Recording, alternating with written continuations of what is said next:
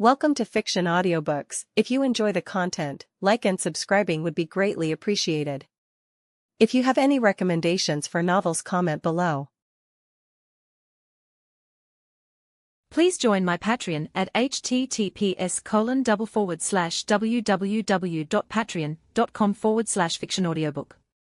Chapter 336, Secrets Obtained and Escape. He killed the Chelan and used magic to manipulate it so you would think he could lead you, Newt said, walking out from the crowd to confront Grindelwald directly. But in reality, he does not want to lead you at all. He only wants war. Lies fabricated to deceive. He just wants to use falsehoods to distort what you have seen with your own eyes, Grindelwald said, his smile remaining confident and unshaken. On that night, the night the old Chelan died, 2 Chelans were born. He just wants you to follow him blindly. Newt retorted with passion. Oh really? Then why do you not show us your evidence, Mr. Scamander? Grindelwald asked, looking at him with obvious contempt. Oh, you really need evidence. Aiden jumped down from the stone wall railing with feline grace, gently tossing Jacob out. The muggle floated over to Queenie's side with supernatural ease. The dragon person's slender tail lifted up from outside the railing, and at the tail's end was a briefcase wrapped securely around it. Grindelwald's smile vanished at once. He gradually sensed something wrong, and Vogel behind him exchanged a meaningful glance with him. Please. Aiden extended his tail before Newt with theatrical courtesy, who carefully took the briefcase. Let me tell you, carrying a briefcase with my tail is exhausting. I suggest you put some weight-reducing charms on it next time. I will consider it. Newt smiled at Aiden and immediately crouched down to open the briefcase with trembling fingers. The moment the Chelan appeared, everyone's minds were impacted by its presence. Their attention was completely focused on the sacred creature, drawn by the beautiful stories in their hearts, letting down their mental defenses completely. They did not notice at all that Aiden in the transmission image had moved. He pushed his glasses with one claw, his eyes revealing human-like brilliance and terrible intelligence. The Dreamweaver's web was transmitted worldwide through the transmission spell, spreading like invisible spider silk. In ministry buildings around the world, above the wizard's seas of consciousness, dreams quietly unfolded like opening flowers, extracting secrets from the wizard's unguarded hearts. Tens of thousands of secrets constructed a huge maze of information. Aiden temporarily stored it on the island of consciousness for later examination. The connection between living beings and the collective unconscious sea became increasingly clear in Aiden's eyes, like glowing threads visible only to him. Following his 2 previous glimpses of the world's full picture, at this moment, he had completely finished the ritual needed for advancing to Sequence 2. On the other side, the genuine Chelan released by Newt walked forward and chose Dumbledore without hesitation.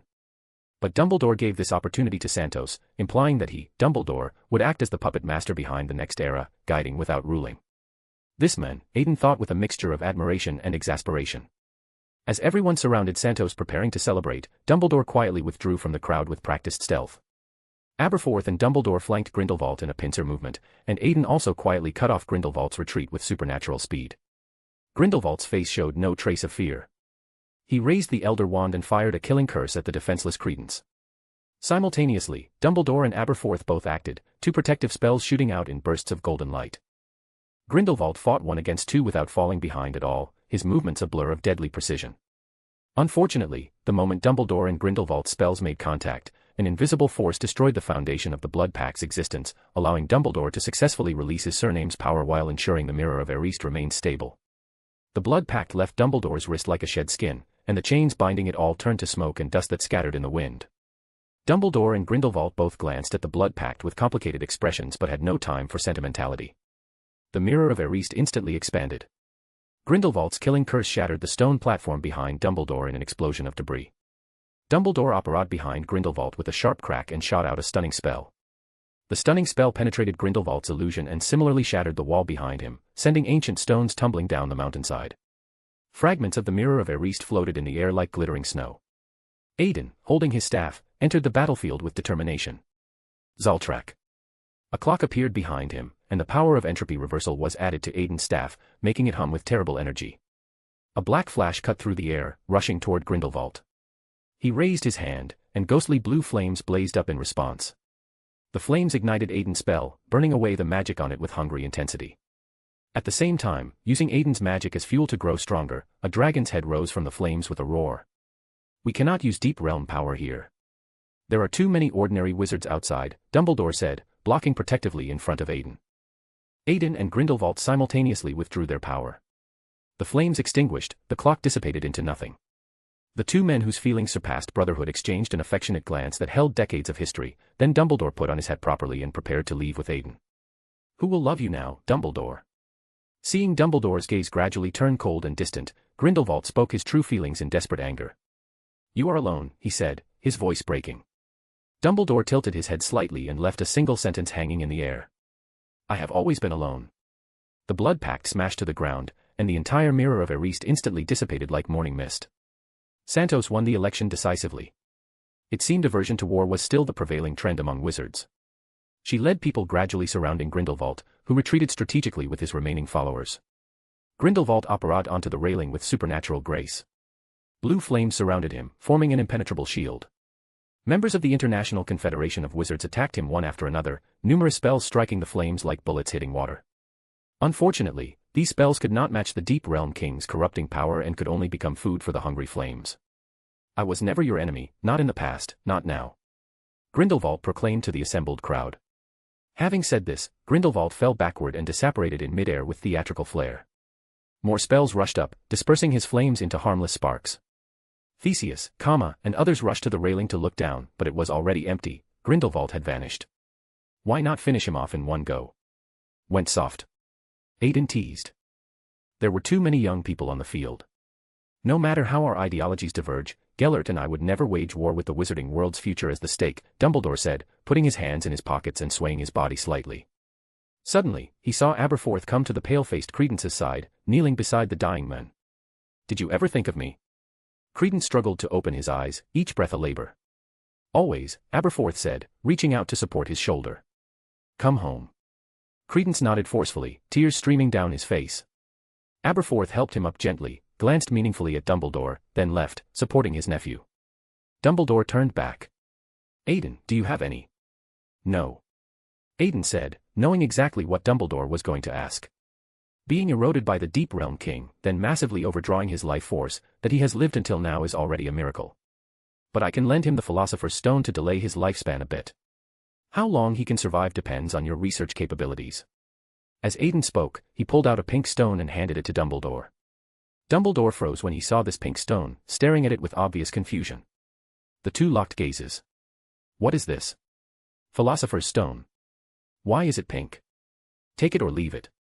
The dragon got anxious and made as if to take the stone back. I will take it. Dumbledore said quickly, clutching it to his chest. Chapter 337, Jacob's Wedding and Discerner.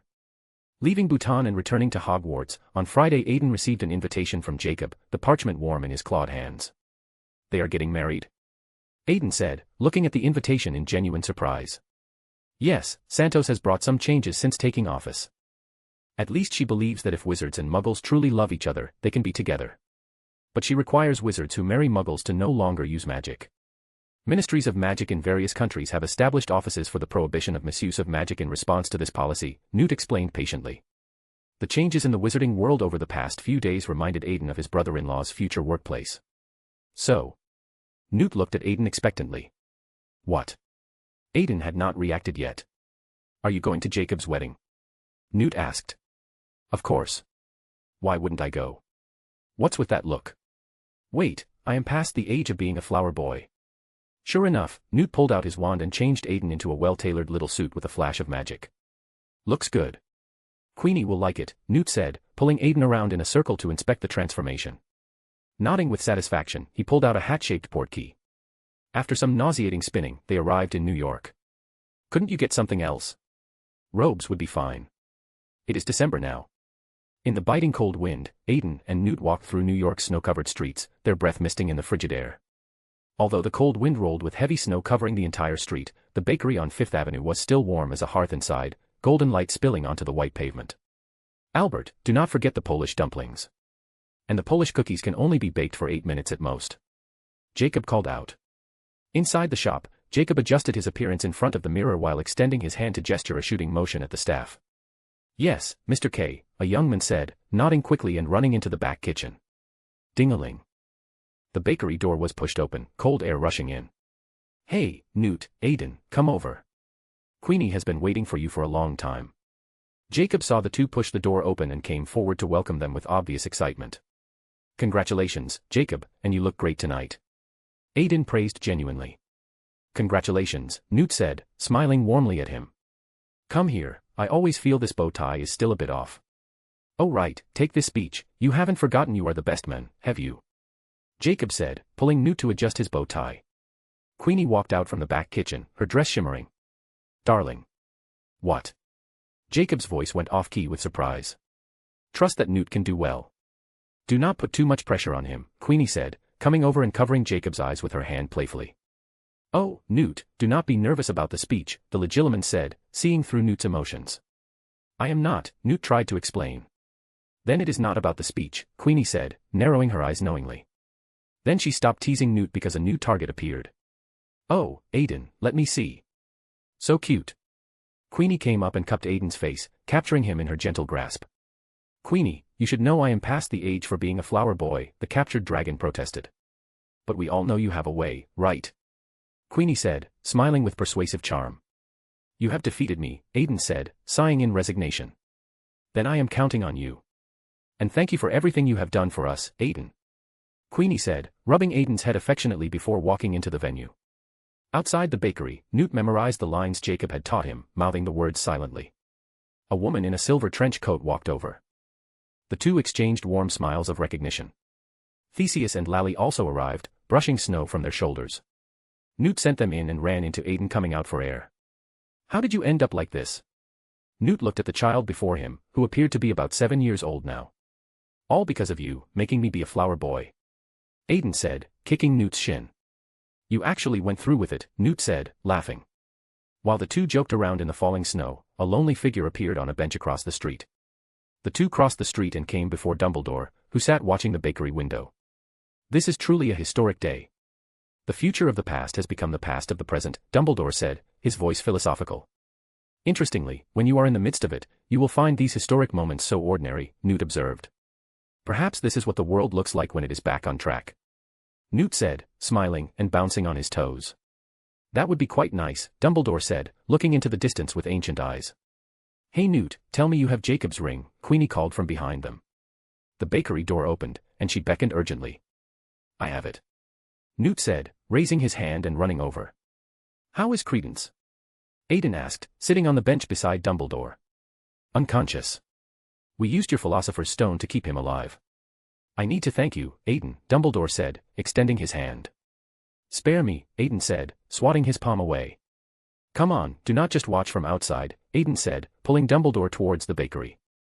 A peculiar group photo was thus captured and placed in the bakery's most prominent position, wizards and muggles together, smiling at a future they had fought to preserve. After attending the wedding, Dumbledore led the group back to Hogwarts through the winter night. Newt once again set out on a journey to distant lands, while Aiden was finally about to begin his advancement to the next sequence.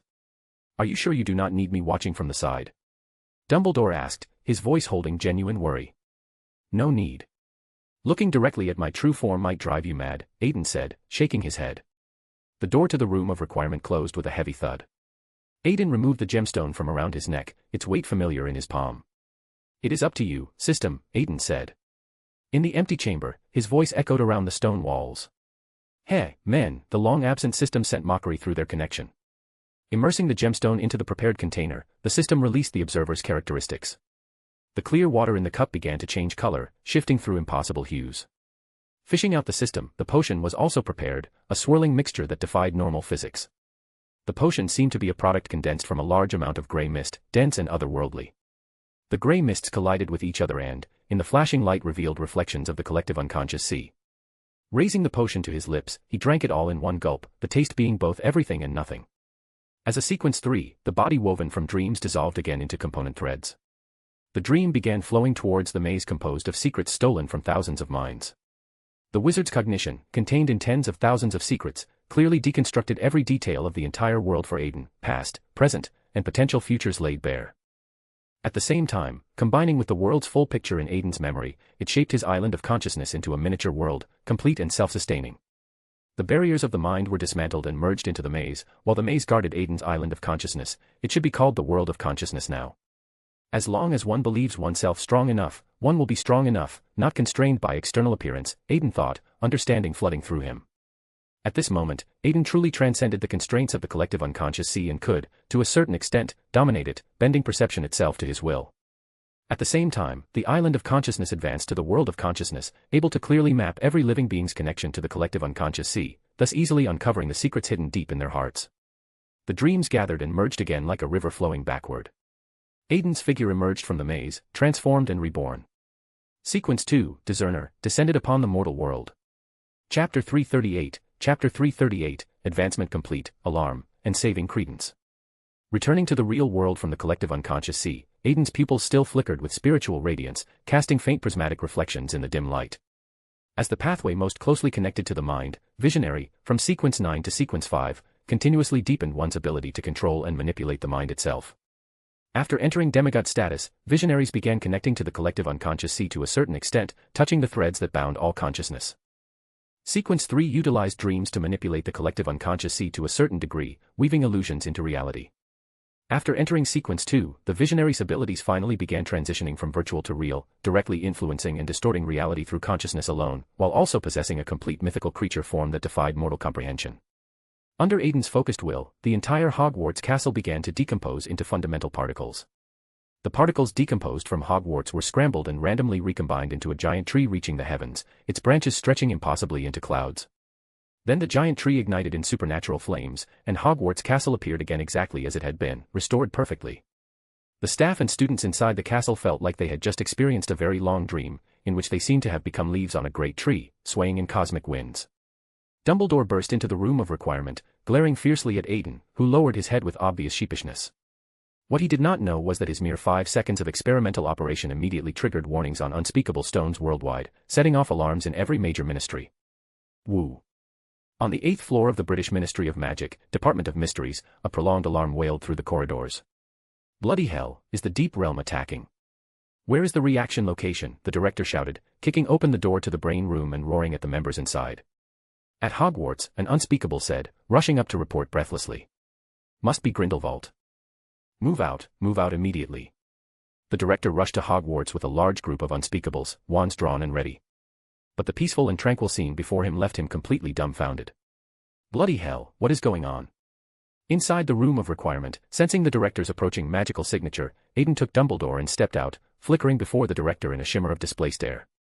You are still alive. Wait, did Grindelwald not attack? The director asked. Seeing the two unharmed, his heart settled halfway. Perhaps I should explain. In short, I have become stronger and tested my abilities, Aiden said, giving a brief and deliberately vague introduction to what he had done. Bastard, the director said, narrowing his eyes and crossing his arms. Thank you for the compliment, Aiden said, bowing slightly with mock sincerity. All right, Bob, send messages to other departments. False alarm. The director turned and called out to his subordinates. However, this incident also made Aiden realize that the quality of his mind was now too massive, too dense with accumulated power. Once he used large amounts of magic in the real world, it was extremely easy to be identified as a Deep Realm king by monitoring enchantments. Can I only reduce magic output? Aiden thought, stroking his chin thoughtfully. Is there anything you want to tell me? Dumbledore asked, glancing at Aiden with penetrating blue eyes. Near deity, or from a certain perspective, almost everything they can do, I can do now, Aiden said, pointing at the ground meaningfully. So, should I bow and address you as your majesty? Dumbledore asked, his expression full of obvious amusement. What? Aiden was stunned. Dumbledore's teasing was beyond his expectations, completely unexpected. But this fellow was indeed pure of heart, at least when learning of Aiden's godlike abilities, no greed or desire for power arose in his mind. I thought you would beg me to help you resurrect your sister or something, Aiden said. Dumbledore paused, then raised his hand to scratch his beard thoughtfully. Forget it, spare me. After all, the person you resurrect would not be the same as they once were, would they? Dumbledore gazed at Aiden, gazing at this god among mortals with ancient understanding. I see, Aiden said, lowering his head and smiling with genuine respect. Then let us go. Let us go to the Hog's Head to see Credence. Aiden reached out and grasped Dumbledore's hand firmly. The surrounding scenery faded like burning paper ash rising into the air, reality peeling away in layers. Beneath this revealed the familiar walls of the Hog's Head Inn. How did you do that? Dumbledore asked, somewhat curious about the mechanism. Mental teleportation. Combining magic with my abilities, I projected the transfer channel that originally occurred in the Sea of Consciousness into reality using magic as a bridge. Aiden explained the principle, while Dumbledore's mind filled with questions about the implications. Hey, Aberforth, I have come to see you, Aiden said, running over and sitting on the bar, swinging his legs playfully, waiting to be fed. There is no alcohol, Aberforth said gruffly, wiping glasses and putting them back on the counter. Do not try to fool me. In the compartment of the second drawer, you have still got a bottle of good wine hidden, the discerner said, directly perceiving his secret. Though he used this godlike ability to find someone's hidden good wine, hardly the most dignified application. You can only have a little. By the way, what are you here for? Aberforth asked, his expression cold towards Dumbledore. To cure your son, Aiden said, his words shocking. What? You found a way.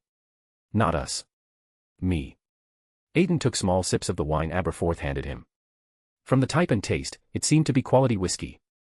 The overall flavor had a fruity aroma and was smooth and warming on the palate. Come on, hurry up. This is no time for drinking. Aberforth said, grabbing Aiden and taking him upstairs with urgent strides. Closed today. He pulled out his wand and drove all the customers out of the shop in a flurry of spells. In the loft, Credence had fallen into a deep coma.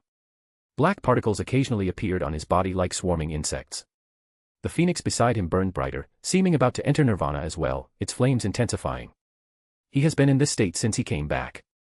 The phoenix has been helping him bear part of the Obscurus's corrupting magic, but the effect is growing weaker, Aberforth said, sitting by the bed. His eyes filled with self-blame, guilt, and pain. Let me try. Aiden pushed him aside gently and placed his hand on Credence's chest. As one who had gathered tens of thousands of wizards' understanding of the world, magic held no secrets from Aiden's enhanced perception. Magic carrying the discerners will float into Credence's body like liquid light. Silver threads spread from where he touched Credence, weaving through flesh and spirit. The black particles on his body threatened to erupt violently. But the silver threads moved faster, weaving into an intricate net across Credence's body. Then Aiden grabbed the threads, and the entire net was pulled out just like that, extracting the corruption. Pulled out along with it was the Obscurus clinging to Credence's very soul. Aiden's pupils flickered with otherworldly light, seeing clearly the connection between the Obscurus and Credence, threads of dark magic binding them together. Reaching out, dragon scales covered his hand with metallic shimmer. Dragon claws easily severed the connection between the two with surgical precision. The Obscurus, having lost Credence's magic supply, became dormant, while Credence's breathing eased, color returning to his cheeks. Merlin's beard, you did it. Aberforth exclaimed with tears in his eyes. Cough cough. Credence opened his eyes slightly, blinking weakly. Aurelius, my child, Aberforth said, embracing him protectively. Aiden and Dumbledore quietly withdrew, giving time for this father and son to reunite. What should we do with this thing? Aiden asked, raising his hand holding the net, where the Obscurus was still struggling weakly against its prison. Let me study it, Dumbledore said, holding one arm across his chest, the other hand supporting his chin as he pondered the research possibilities. Chapter 339, Dual Invitation and Heading to the Deep Realm. For some time, Aiden had been living at the Hog's Head Inn. On one hand looking after Credence, on the other waiting for news from Dumbledore. After the Chelan incident, Dumbledore's reputation soared, and many wizards joined his ranks to work for him. At the same time, Grindelwald still hadn't given up on his ideals, rallying more and more wizards throughout Europe. Through his relentless efforts, World War II broke out. Dumbledore sat securely at Hogwarts, and with the help of a discerner, he could thwart Grindelwald's plans every time. Finally, Grindelwald believed such struggles would consume too much of the wizarding world's vital forces, so a duel invitation was sent to Hogwarts. He wants to duel you. Aiden raised an eyebrow. Dumbledore sat on the sofa holding the letter. A duel between us. If one person loses, they must permanently withdraw from this struggle to lead the wizarding world's fate. Grindelwald. If he were really a madman obsessed with watching the world burn, killing him would be one thing, Aiden said, his eyes lowering, his long lashes falling. Unfortunately he's not. Killing him would only spread his inflammatory ideas more widely. We can't kill everyone who spreads his ideas, so in the end we can only. Dumbledore supported his forehead with his hand. Only make him personally admit defeat, right? Aiden completed his thought. Aiden. Dumbledore walked over and placed his hands on his shoulders. I will accept this duel, but if I lose, please lead them forward. Dumbledore looked into Aiden's eyes. From his gaze, Aiden saw a certain resolve. But how will you deal with Grindelwald who possesses part of the Deep Realm King? Aiden frowned. That's where I need your help, Dumbledore said, using tweezers to pick up part of the Obscurus's body. He handed Aiden a research record. Aiden took the record and read it quickly. The boldness and madness within shocked him. You two really are a perfect match, Aiden said after reading, letting out a heavy breath. How is it? What's the feasibility? Dumbledore asked. It depends on you. Containing a deep realm king's core in a wizard's body, the success rate might only be half. And that's built on the premise that this wizard is Dumbledore. Aiden looked at him with burning intensity. Dumbledore smiled freely. What good news. It's already half. Then if we work a bit harder, maybe we'll succeed. You could die, you know. The kind where not even a body remains, Aiden reminded again. I believe in myself, and I believe in my love for everything in this world. Special magic began generating on Dumbledore's body. As the heir and leader of the Dumbledore family, he naturally understood the Dumbledore family's secrets. At the same time, he also possessed what was passed down through the Runothala, love. Then fasten your seatbelt. We're departing. A dragon shadow pounced toward Dumbledore, taking him into the collective unconscious sea. In the grey waters, a mythical dragon carried a human, descending into the depths. Can you retract that rune on your body? I don't know why, but looking at it makes me nauseous. Dumbledore's condition seemed fine. He still had the mood to complain. You'd better get used to it. The real test will come when you contain the Deep Realm King. The dragon's head lowered. Though it didn't open its mouth, Aiden's voice rang in Dumbledore's heart. Then I'll look forward to it. At the very bottom of the sea of consciousness, at the boundary between reality and illusion, Aiden quietly bored a small hole. He slipped in with Dumbledore. So this is the Mirror of Erist. Honestly, this is my first time entering here with my body. It's a bit cold. Dumbledore curled his lip. The surrounding environment no longer provided him any warmth. Aiden wrapped Dumbledore with mental power, letting him ease up a bit. Thanks. Continuously descending, Aiden and Dumbledore reached the boundary of the Mirror of Erist. Below this is the Deep Realm. Once the journey begins, there's no turning back. Aiden confirmed with Dumbledore again. He didn't want to see his mentor suffer. After all, as long as Aiden cooperated, constantly wearing down Grindelwald's vital forces, the wizarding world would naturally spawn prophecy to stop Grindelwald under war weariness. Unfortunately, Dumbledore clearly didn't care about his own life or death. What he wanted was the wizarding world's prosperity and stability. Stop dawdling. Gellert is still waiting for me, Dumbledore said, patting Aiden's scales. A touch of helplessness flowed from the eyes of the mental dragon. Passing through the Mirror of Erist was like plunging into a soap bubble. The Deep Realm's Malice rushed toward them. The surrounding black gelatinous substance began squirming toward Aiden and Dumbledore. The mental dragon's breath covered them. What should have been formless and colorless mental penetration displayed its color in the Deep Realm. Silver dragon breath collided with the black gel, and flames burned across it. Aiden flapped his wings. A violent storm rolled up, forcibly opening a passage between the gel. He seized the opportunity and plunged into the crack burned by dragon breath, entering the second layer of the Deep Realm. It feels a bit like traveling with gods in mythology, Dumbledore joked. I don't deserve your excessive praise, the dragon said, being Tsundere. But I never thought the enemies you face would be like this. These years must have been hard. As Dumbledore was speaking, a large mouthful of seawater surged into his mouth. The seawater's coldness nearly froze his thinking, making him sluggish. What is this? Dumbledore stammered. Aiden wrapped him in the maze while using his ability to squeeze out the seawater from his body. The second layer's sea of embers. See that purple crystal in the center of the vortex. Dumbledore looked where Aiden indicated. A purple crystal floated at the center of the water vortex.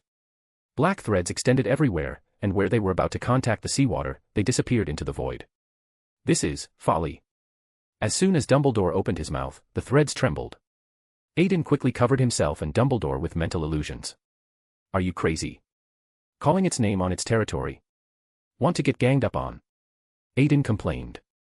Sorry, Dumbledore said, waving his hand apologetically. Afraid Dumbledore would cause more trouble, he quickly took him through the sea of embers. At the ocean's deepest point, one could see the vast plains below. A crystal barrier divided the two into heaven and earth. Aiden plunged down, entering the third layer of the Deep Realm. Here, his power of entropy reversal seemed amplified. The clock behind him appeared, and Aiden's flight speed immediately increased a notch. Finally, after experiencing various fantastical and magnificent scenes, they arrived at the destination of this deep dive, the Throne of Hatred. Chapter 340, Subjugating Hatred and Containment. On the vast and desolate flatland, a massive throne bore the weathering of ages. This is it? Dumbledore asked, looking at the rotting giant nailed to the throne before him. The Deep Realm King, Chaos, the monster entangled with your Dumbledore family for 1,000 years. Also the culprit who caused the fall of your nephew and sister.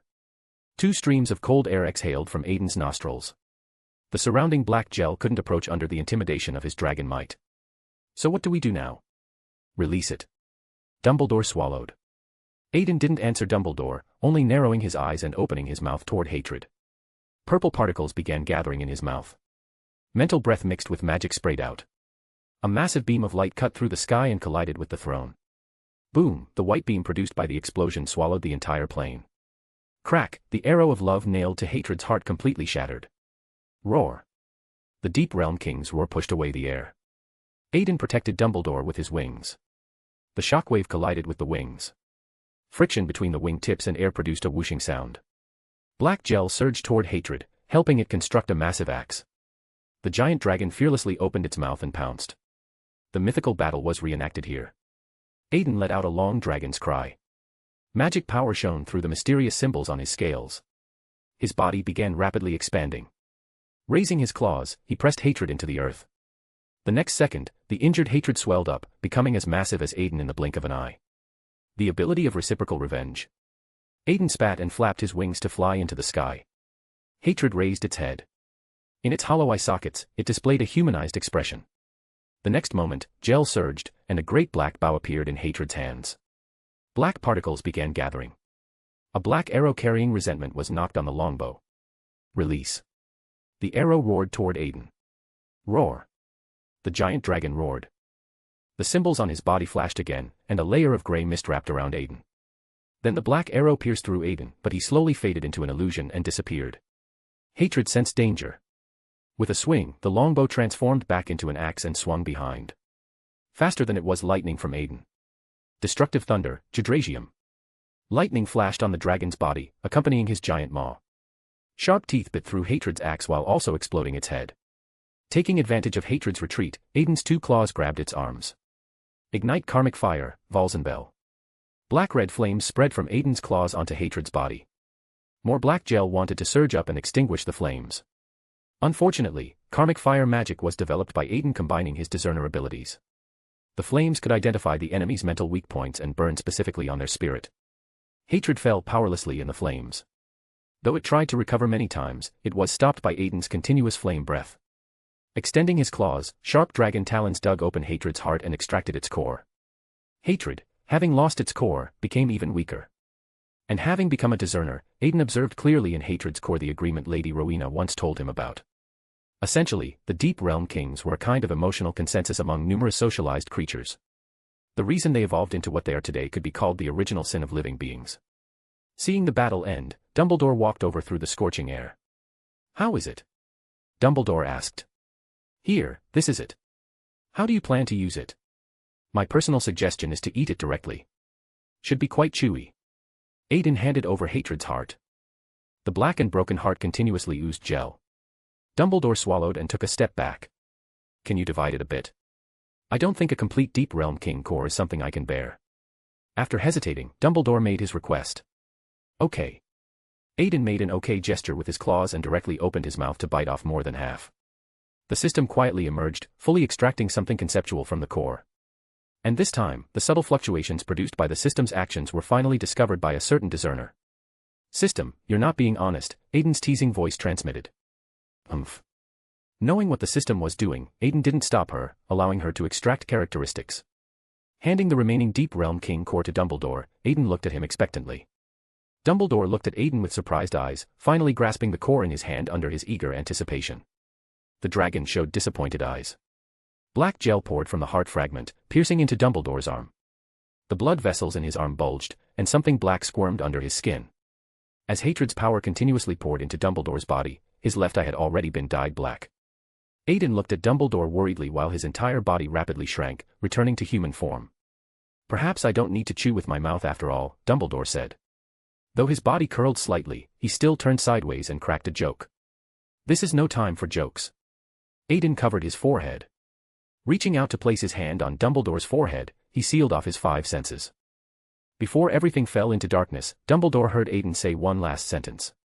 "I'll seal your 5 senses first, to prevent hallucinations or body spasms from hurting yourself later."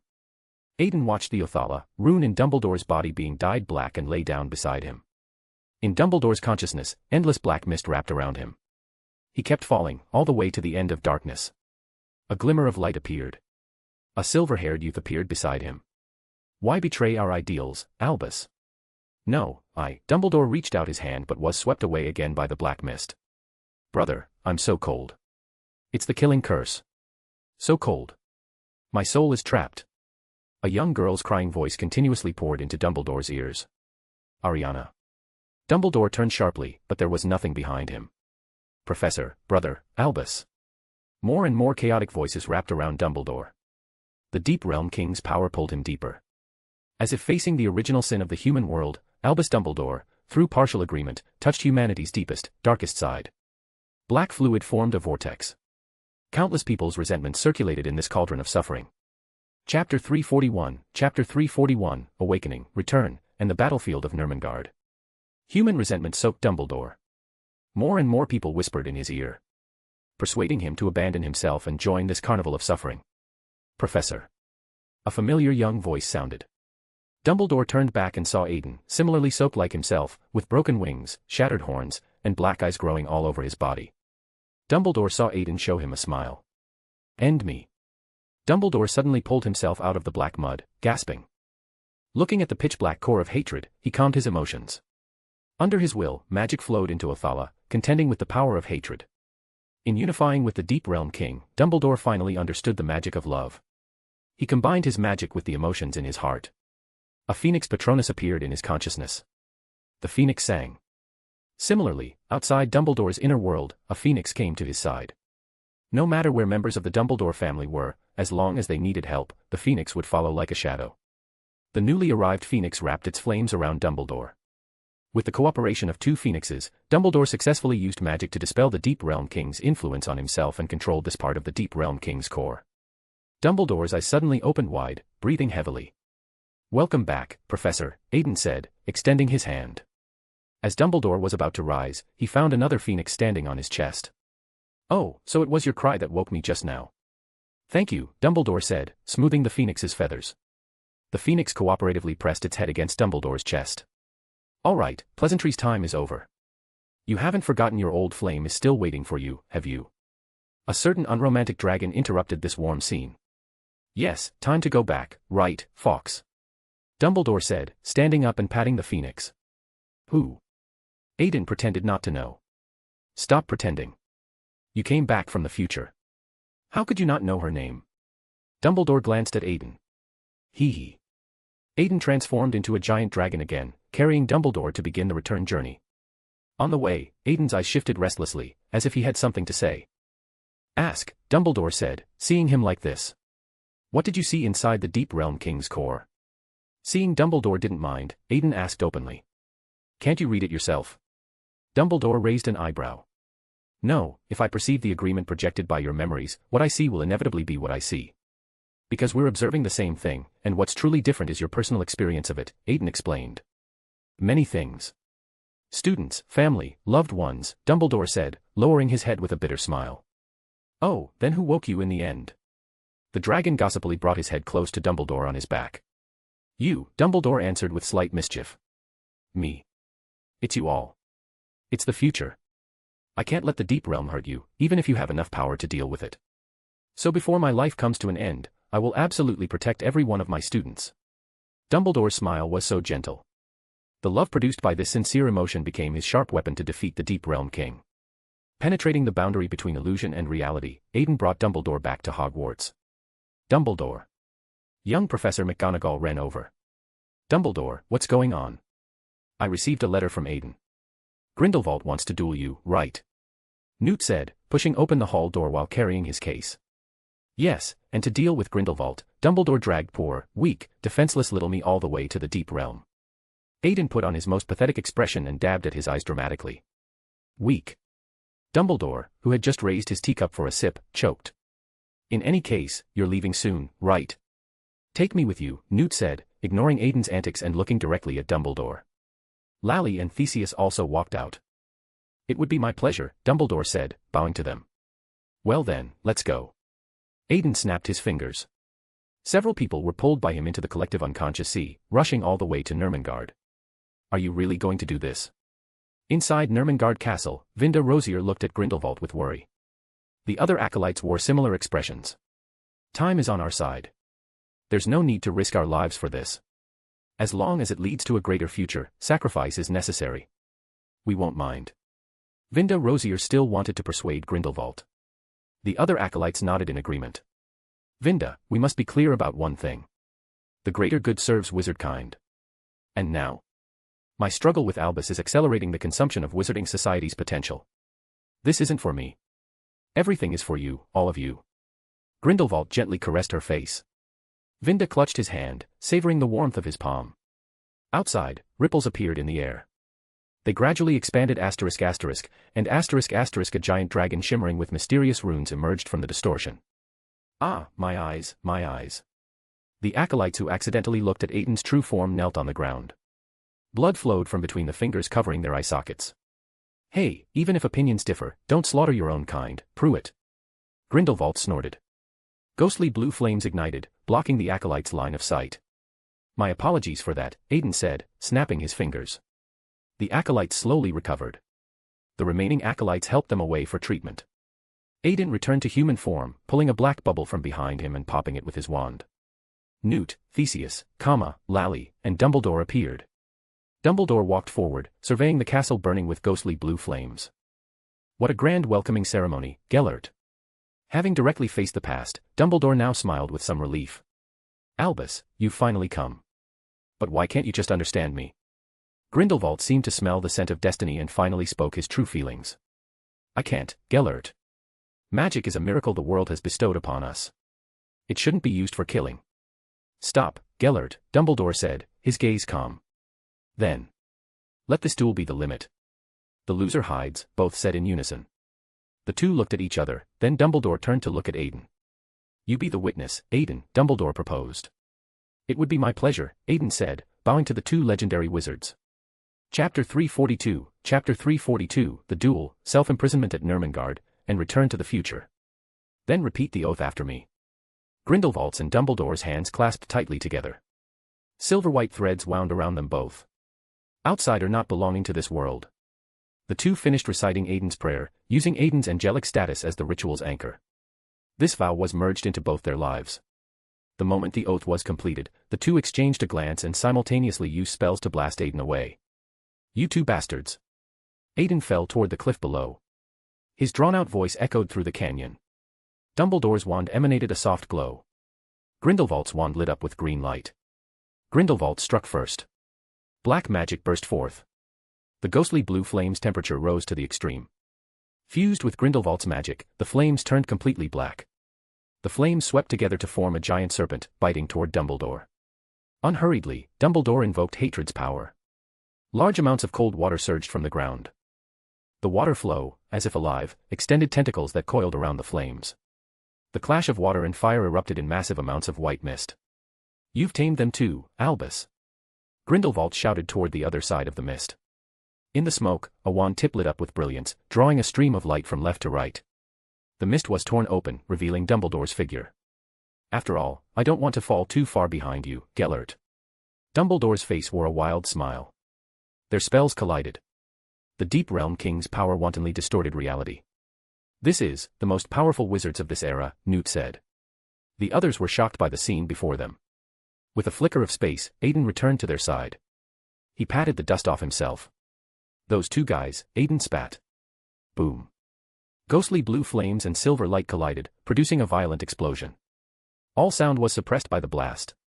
Destructive white light spread. Everything visible along its path melted under the radiance. Aiden reached out and grasped at the void. All the acolytes who followed Grindelwald were pulled to his side. At the same time, a clock floated above Aiden. The hour hand turned. A layer of space frozen in time enveloped everyone. The next second, they were swallowed by white light. Why? Vinda Rosier asked, looking at Aiden uncomprehendingly.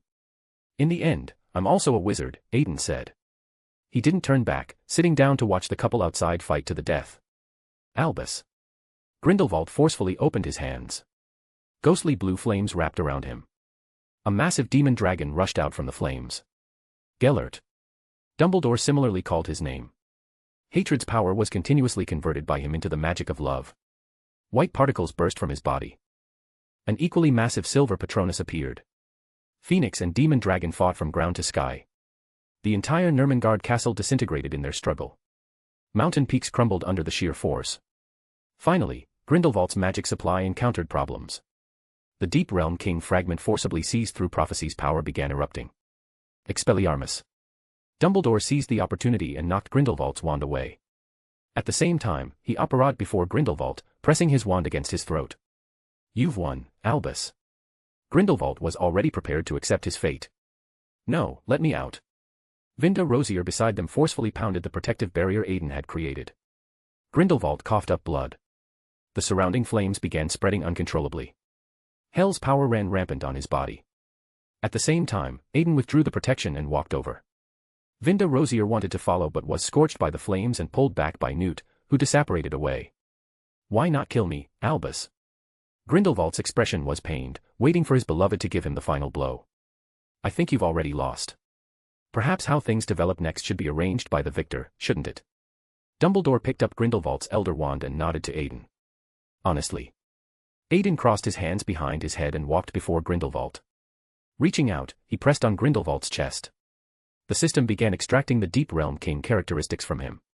After the characteristics were extracted, the rampage on Grindelwald's body finally stopped. He sat up, calmly accepting his defeat. I've lost. According to the contract, I will henceforth imprison myself in Nurmengard. Grindelwald stood up, shook his trench coat, and walked into the castle. Other acolytes were at a loss.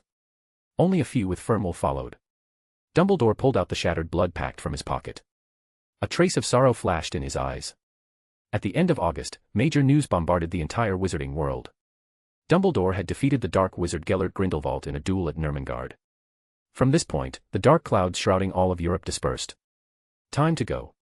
At the Hog's Head Inn, outside Aiden's room door, Dumbledore leaned against the threshold. Yeah, I've been out for quite a while. Missing home a bit, Aiden said, packing his luggage and stuffing it in his pocket. Next time we meet, who knows how long from now, Dumbledore said, curling his lip. Then will you mourn for me? Aiden teased. I'd rather pray for you, Dumbledore said, deliberately putting his hands together. Haha, then let's meet again in 50 years, Professor. A staff appeared in Aiden's hand. A golden clock floated above his head. Dong, the bell rang. He disappeared from the Hog's Head Inn. 50 years from now. Dumbledore turned back somewhat desolately. All the figures in the Hog's Head were blown into sand by time. 1996, Ministry of Magic, Department of Mysteries. Director. An unspeakable rushed in and kicked open the director's office door. The director, who'd been building a house of cards during his break, watched it instantly collapse. What now? He turned around, irritated. We detected an extremely massive entity traveling through time, the unspeakable said, handing over a report. Oh, that one. He's gotten even stronger. It's fine, no need to worry about it. The director saw the familiar magic wavelength on the report. But it seems to be heading for the Department of Mysteries, the young unspeakable said, nervously fidgeting with her hands. What? The director's expression changed drastically. Just as he was about to stand, a temporal ripple emanated from his office. Boom. Like trying to stuff an elephant in a refrigerator, it burst. The director's office suffered the same fate. Aiden Prewett. The director's furious shout echoed underground. Haha, director. Long time no see, Aiden said, stepping forward to shake his hand. Pay me compensation. The director waved his hand. Several pieces of parchment appeared and began frantically recording damages. So petty. I'll fix it for you. Snap. The sound of fingers snapping echoed. Time itself appeared to reverse. The shattered office rewound like a tape. TCH, the director said, turning his head away. All right, fixed it for you. I'm leaving now, bye-bye, Aiden said, walking straight into the wall and disappearing. The director scanned the unspeakables who'd gathered to watch the commotion. What are you looking at? Haven't you got work to do? The unspeakables quickly lowered their heads and got back to work. Another peaceful day at the Department of Mysteries. Chapter 343, Failed Kidnapping and Visiting Spinner's End. Dark clouds carrying a storm covered the skies above London. A black skull-shaped cloud opened its mouth wide. 3 streams of black smoke rushed out from the mouth. The smoke streams bypassed the Thames, racing toward the leaky cauldron. They burst open its door, smashed through the brick entrance to Diagon Alley, plunged into Ollivander's wand shop, and triggered a massive explosion. All the surrounding wizards dove to the ground, covering their heads. Fenrir Greyback led Ollivander out through the smoke. Sectum Sempra. A spell flew over and severed his arm. Ah. Fenrir retreated several steps, clutching his arm. Diagon Alley had been surrounded by another group of wizards wearing grey robes. It's the Nocturne Alley Guard.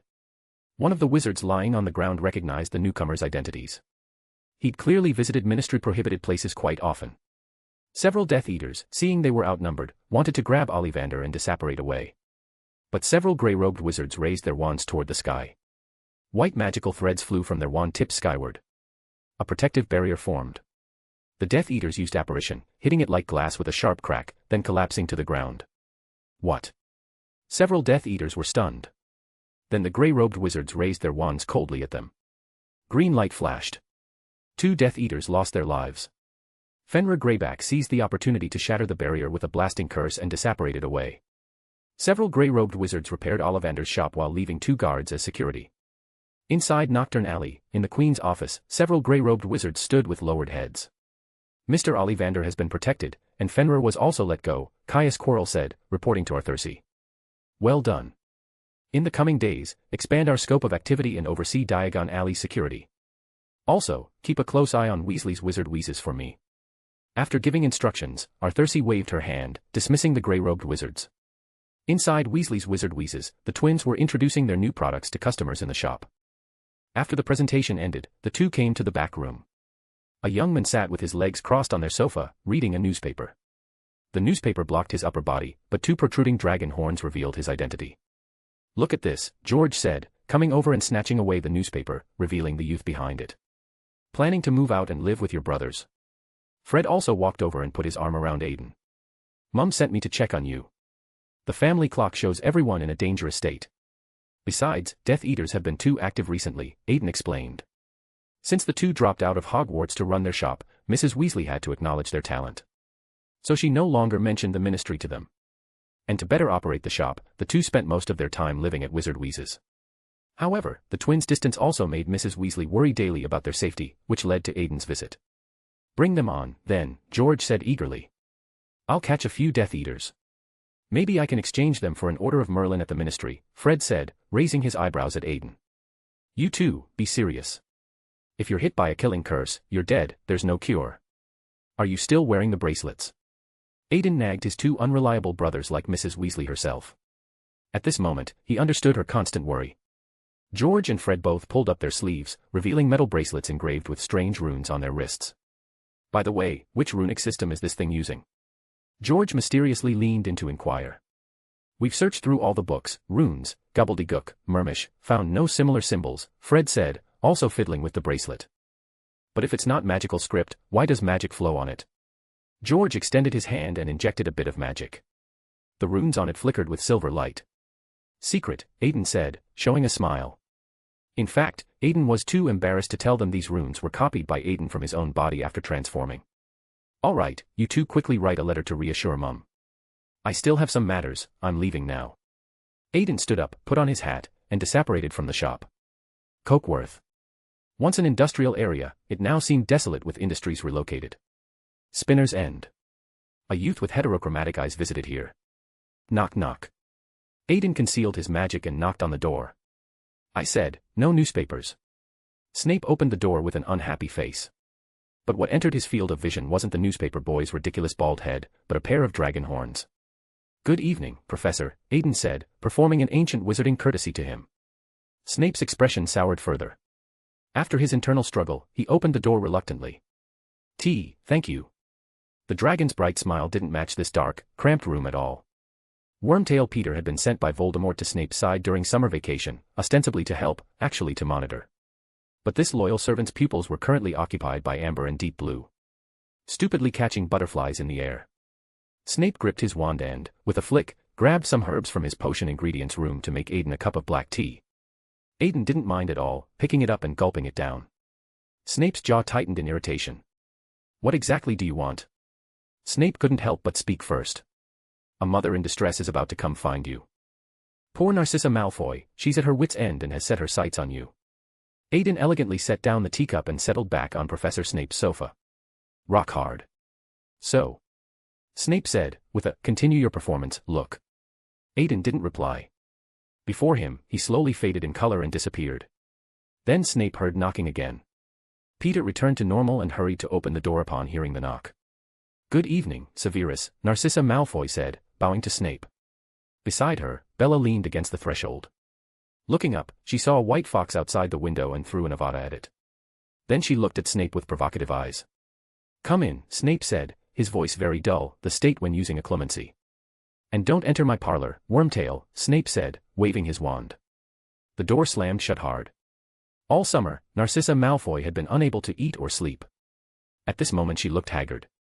Last year her husband was captured and imprisoned for the Department of Mysteries battle. To punish Lucius for his incompetence, Voldemort gave Draco Malfoy an almost impossible task: kill Aiden Prewett. When she heard this news, Narcissa felt her world collapse. As someone from the Black family, Narcissa also knew about the clan that had thrived on battlefields for 1,000 years without decline. Their war weapons were forged through generations of dragon people. Voldemort's order was for Draco to confront this kind of thing and bring back his corpse. Under Dumbledore's watch, kill an almost unkillable target and successfully escape. One could foresee how slim Draco's survival probability was. So to keep her husband and son alive, Narcissa could only search desperately for help, finally setting her sights on this old schoolmate. Chapter 344, Unbreakable Vow and Savior Star. "So, what do you want me to do?" Snape asked, looking calmly at this junior schoolmate. Foolish, arrogant, haughty, these traits brought the Malfoy family's disaster today. If not for past connections, Snape wouldn't even have opened the door for them. See, you can't waffle like them in the future, or the consequences will be dire. In the blind spot of consciousness, the dragon teased the rat. "I know I shouldn't come here. The Dark Lord forbade me from revealing these things." Narcissa picked up her tea and took a sip. The bitterness made her already pale face even more drawn. "If the Dark Lord instructed you not to say something, then you shouldn't say it." Snape stood in the shadows holding his teacup, his cold gaze sweeping over Narcissa, making her shiver. "Sissy, I told you he couldn't be trusted." Bella walked up, pressing her wand against Snape's throat. "You traitor, where were you during the 14 years the Dark Lord was dormant? Did you search for her?" Green light began emanating from the wand tip. "I must tell you, I truly thought she had passed away. I chose to protect myself, teaching at Hogwarts and collecting intelligence on Dumbledore. 5 years ago, the Dark Lord didn't give me her trust. The fact that she hid in Quirrell wasn't revealed to anyone, otherwise, I would have done everything to help. And after she was resurrected, I spent enormous effort to deceive Dumbledore and rush to her side. Also, if not for me, how could you have received word to rush to the Department of Mysteries and severely injure their core member Sirius Black?" Snape's perfect rhetoric left Bella speechless. She turned her head and saw the dragon sitting on the sofa. The dragon's exquisite face wore an alluring smile, his excellent figure unmistakable under the tight suit. "Bonjour, this is the French Nicholas taught me, though I'm not very fluent. Aiden Prewett." Bella's eyes widened. Avada Kedavra. Faster than her own reaction was her hand. A killing curse shot straight at Aiden. Aiden extended his index finger to block the curse. A wisp of green smoke rose from his hand. Bella, seeing she finally hit him, smiled. However, the next second, her smile froze. Aiden appeared before her, his index finger pressed against her forehead. Bon Newt. Aiden pushed. Bella fell. She felt the floor behind her shatter as she entered an endless nightmare. In the dream, she repeatedly watched her great master being proposed to by a young man with stubble, shyly abandoning them all. Snape and Narcissa watched Bella convulse on the ground, and both took a small step back. Aiden turned his gaze on the two. Narcissa knelt immediately. Please, head of House Prewett, spare my son. I'm willing to pay with my life." Though humble, though the Malfoys had done many terrible things, her maternal love was genuine. Humans are such complex creatures, good and evil, cruelty and compassion, nobility and humility, coexisting without conflict. "Stand up." Magic surged from Aiden's mouth. Words under magic's enhancement became spells. Narcissa felt her body move uncontrollably. She closed her eyes, preparing to meet her end. "I ask you, what can you do for your son?" Aiden narrowed his eyes. "Everything, I can give everything." Narcissa clenched her fists. "Very well. From today, you will become my spy within Voldemort's ranks." Aiden gestured with his finger. A mysterious symbol appeared in Narcissa's palm, flickering before disappearing. After finishing, Aiden snapped his fingers. Bella furrowed her brow, seeming about to wake. In front of Bella, make an unbreakable vow with her. "You will personally cast the killing curse at me and ensure the spell hits me." Aiden waggled the finger that just blocked Bella's killing curse at them, then a passage opened in the air and he walked through. The moment Aiden's front foot crossed the threshold, Bella woke. She looked around confusedly for a while, not remembering at all what just happened. The dragon's ability to toy with minds chilled the other two Slytherins present, but they didn't dare expose Aiden. What happened? Bella asked the two. You just passed out. Have you been harmed by some dark magic recently? Narcissa seamlessly continued. Oh, maybe, but don't worry about me, sissy, Bella said, standing up. All right, we need to make an unbreakable vow. I will ensure Draco's safety, and you will be the witness. Snape extended his hand, addressing Bella, who stared at Snape in amazement. Take out your wand. Snape commanded Bella in an imperative tone. Narcissa extended her hand and clasped it with Snape's. Bella also followed Snape's instruction and pointed her wand at their joined hands. Golden red threads spread from where their palms touched. The oath was about to begin. Will you watch over Draco Malfoy as he attempts to fulfill the Dark Lord's task? I will. After Snape spoke, the golden red threads flickered. Will you protect him from harm during the task? I will. The threads flickered again. And if Draco fails, will you carry out what the Dark Lord ordered him to do? Bella's face had pressed close to Snape's shoulder. I will. If he fails, I will cast the killing curse at Aiden Prewett and ensure the spell hits him. Snape looked seriously at Bella. An unbreakable vow, along with Snape's own oath, was established between them. The storm descended from the sky, burying this vow in Spinner's End. Also swept up by the storm was a subway station somewhere in London. In a small cafe beside the subway station, a boy was intently reading a yellowed newspaper. The headline read, "Where is our hope? The savior star of the wizarding world." The Wizard Daily had poached several writers from the Daily Prophet.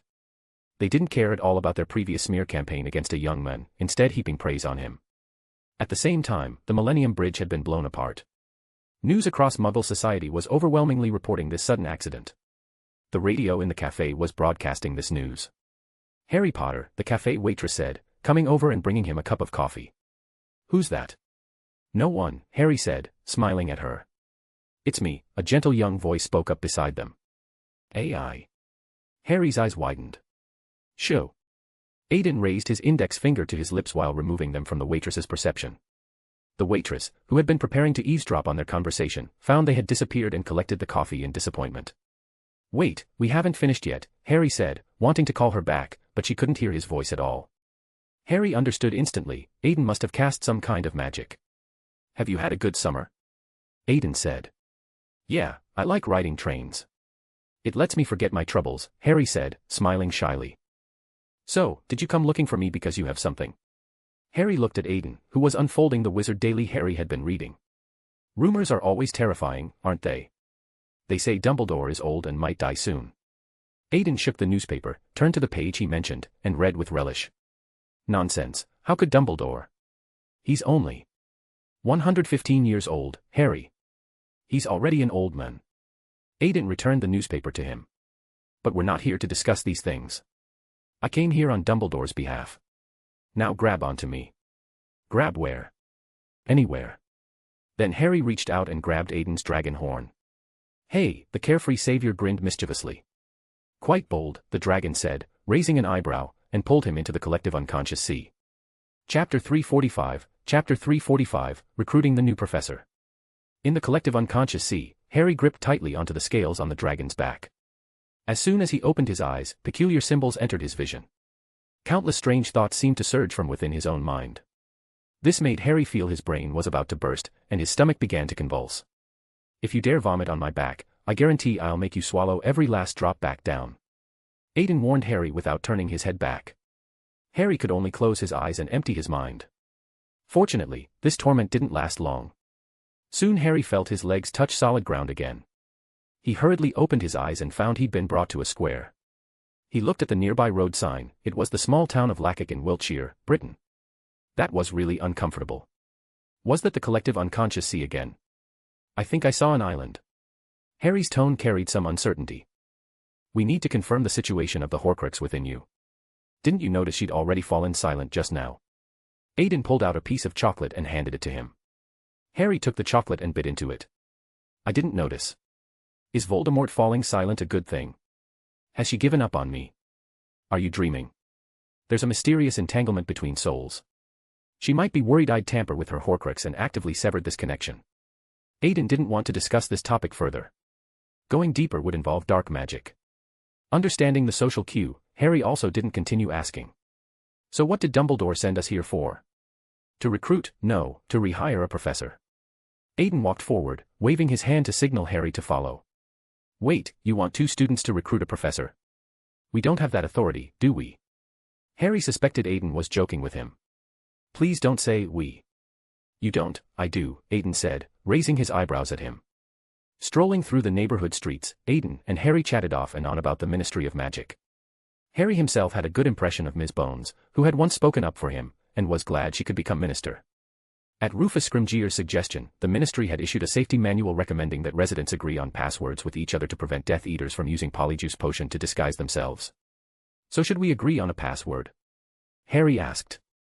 Coconut ice cream, my favorite snack, Aiden said, stopping at the door of a dilapidated courtyard. Mine is Quidditch, I know, Aiden said, pulling out his wand. I used a clemency. Harry protested, also pulling out his wand.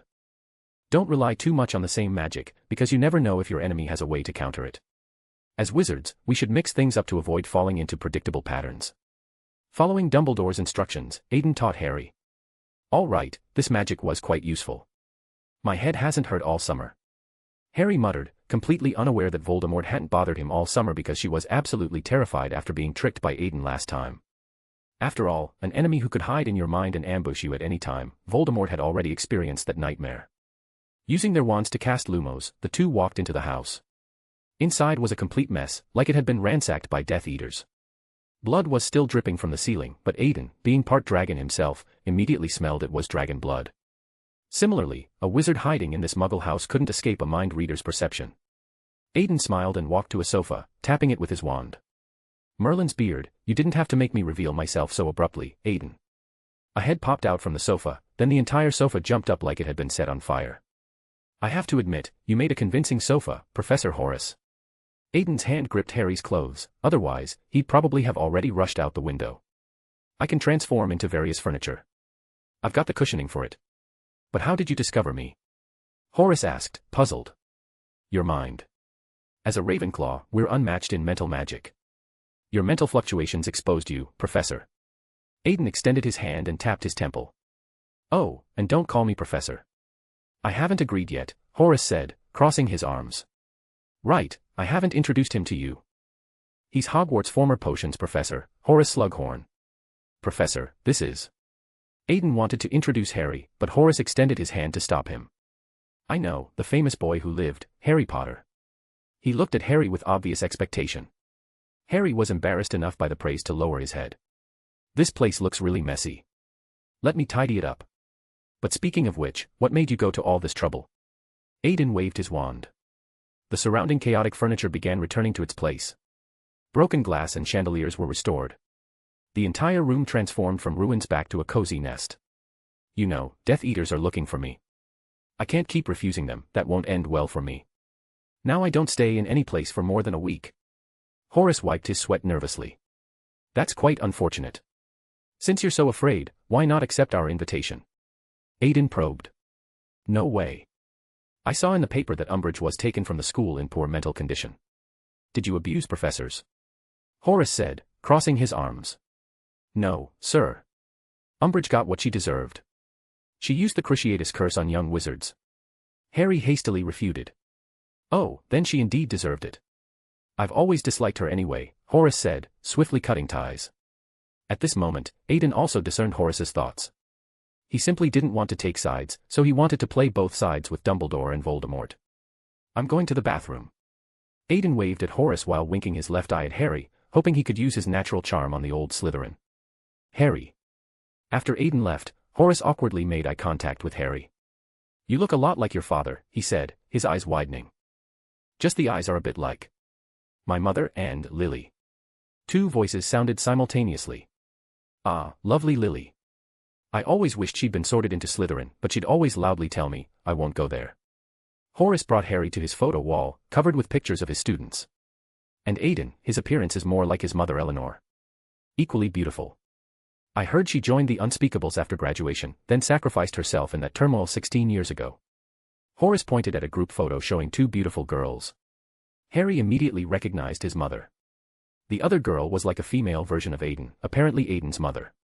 Your mothers were good friends, and now you're good friends too. Fate is truly a wonderful thing, Horace said, smiling, seemingly reminiscing about past times. Professor, stop beating around the bush, Harry suddenly interrupted him. Because Harry still remembered the mission Dumbledore had sent them on. Since you're so afraid of Death Eaters, why not come to Hogwarts? There, Aiden and Professor Dumbledore have the strength to oppose Voldemort. It's probably the only place that can ensure your safety while letting you stop living on the run, Harry said, looking at him seriously. But Horace looked moved. All of this was seen by Aiden, and at Horace's most conflicted moment, Aiden barged in. Harry, we should go back. Since Professor Horace has already refused us, let's return. Saying this, Aiden came over to pull Harry toward the outside courtyard. Aiden, wait a bit longer. He's about to agree, Harry said anxiously. 3, 2, 1, Aiden said. He didn't answer Harry but started counting down. Wait. Horace chased out. Aiden raised his eyebrows at Harry. I want my old tea room back, and I want a raise. Of course, Aiden said, nodding. Chapter 346, Chapter 346, Luggage and the Dursley Scars. His house was a mess, wasn't it? Having successfully recruited Horace, Aiden and Harry walked down the street. Aiden spoke first. What was that all about? Harry asked, somewhat confused. You see, Horace is from Slytherin. He's shrewd and ambitious, so he likes to groom promising students. Aiden pulled out some coconut ice cream and offered it to Harry, but he refused. You got to him too. When negotiating, don't give the other person too much time to think. Keep them off balance. The more confused they are, the easier it is to catch them making mistakes. And mistakes are our openings. The seasoned visionary tried to pass on as much as possible to Harry, because the storm meant for him was about to arrive. Walking to the statue at the neighborhood entrance, Aiden glanced at the sky. I'm sorry to cut your evening short, Harry. It's okay, I can go back tomorrow and smooth things over with her, Harry said, showing Aiden a knowing smile. No, I mean you'll have to stay at the Burrow for a while. Dumbledore has already gone to the Dursleys to pack your luggage. If we hurry there now, we should still make it. The dragon didn't accept Harry's expression but instead showed him a mischievous smile. What? Whoa, Harry was caught off guard and dragged into the sea of consciousness by Aiden again. Little Whinging, number 4, Privet Drive, the Dursley residence. Harry leaned forward with his hands on his knees, gasping for breath. Can't you warn me before operating? Harry complained. Just then, Dumbledore also appeared at the end of the road with a phoenix's cry. He used the deluminator to extinguish all the surrounding streetlights. Good evening, Professor Dumbledore, Aiden said, walking forward. I thought you'd tell me something like, long time no see, you're looking well, Dumbledore said with a mischievous wink. Well, it has been about 50 years since we last met, Professor, Aiden replied with a slight smile. 50 years. Harry's eyes widened, looking at Aiden in disbelief. Don't look at me like that. I just used time magic to go back to the past and do a few small things, Aiden said modestly, adjusting his hat. All right, we need to move quickly, or we'll disturb the Dursleys' rest. Dumbledore waved his wand. The Dursleys' fence and gate automatically opened, and he led the two inside. Ah! Petunia screamed when she saw someone break in, then calmed down after recognizing Dumbledore's face. Good Lord, Vernon said. Coming out carrying ice cream, he was also startled and dropped his spoon. The ice cream from the spoon got on the carpet, nearly making Petunia faint. Good evening, Petunia, Vernon. The agapanthus you planted outside looks lovely. Dumbledore greeted them very politely. What are you doing here again? Don't you know this is illegal trespassing? Vernon said, mustering his courage to scold Dumbledore. I thought you'd be very welcoming. Dumbledore pretended not to understand the atmosphere and spoke rather dejectedly. Then he waved his wand. The sofa whooshed up and struck the knees of the three Dursleys. They stumbled and fell onto the sofa. Dumbledore waved his wand again, and the sofa rolled back to its original position. Since that's the case, you might as well sit down properly, Dumbledore said pleasantly. Dumbledore took a seat with his two students. After waiting a while and realizing the Dursleys didn't want to serve them tea, he simply conjured a bottle of mead and 6 glasses. The liquor automatically poured into the cups, and the glasses flew toward the heads of the three Dursleys. Enough. What exactly do you want? Vernon said, knocking over 3 glasses. To be honest, I'm very disappointed, Vernon, Petunia, with the harm you've caused Harry over these 16 years. Dumbledore narrowed his eyes, looking at the two. I hope you'll allow Harry to return here one more time before he turns 17, Dumbledore stated his request. All right, I agree. Petunia hesitated, but still agreed. Petunia, what are you thinking? Didn't we agree that once he turns 16 and can live independently, we'd throw him out? Vernon grabbed his wife's shoulder, bewildered. But Vernon, he's my sister's son, her last trace in this world, Petunia said, looking directly at Vernon, tears welling in her eyes. Vernon fell silent. He released Petunia's shoulder and leaned back against the sofa. Dumbledore gave Aiden a look. Aiden waved his wand, and Harry's luggage was automatically packed and stuffed into his pocket. I think it's time for me to leave. However, Petunia, Vernon, I must give you one final warning. Although over these years all Harry has received from you is neglect and abuse, the silver lining is that he at least escaped the harm you inflicted on the unfortunate boy sitting between you. The blue pupils beneath Dumbledore's half-moon spectacles were filled with disappointment but also some relief. After hearing Dumbledore's words, none of the Dursleys spoke, and only Dudley frowned, thinking about what abuse he'd suffered. So, time to say goodbye to them, Harry, Aiden said, patting Harry from behind. Goodbye, Harry said, giving them a cold greeting. Outside, Dumbledore put on his hat. I'm afraid I don't have time to take you to Diagon Alley. I need to keep track of Tom's movements. I'll leave Harry with you. Dumbledore glanced at Aiden, then turned his gaze to Harry. Harry, listen. I'm very sorry about Sirius being comatose, and I understand your sadness. I'm fine, Professor. Like the other Order members, I'll fight Voldemort and the Death Eaters to the end. Besides, don't I still have you all? Harry was strong and optimistic, but Aiden and Dumbledore exchanged glances and both looked away. Yes, you are indeed their child, Dumbledore said, patting Harry's shoulder. Then. Whoa, oh. In a wave of icy fluctuations, Harry was brought into the collective unconscious sea. Coming here for the third time, Harry had clearly developed a bit of tolerance. He reached out to touch Aiden's cold scales and asked, Aiden, can I learn this kind of magic like you in the future? Aiden was momentarily speechless and chose his words carefully. Quite a few people hope you'll practice another kind. It would definitely suit you, but I haven't found a way to teach that magic yet. Aiden pursed his lips. Fortunately, in his dragon form, his facial expressions weren't obvious. But you have your own magic, Harry. From when you were young, you've been in contact with this power. What power? Harry asked, puzzled. Love. Chapter 347, Life at the Burrow and Perspective. Coming out of the sea of consciousness, Harry kept thinking about the meaning of Aiden's words. The burrow was as warm as ever. The kitchen light was still on.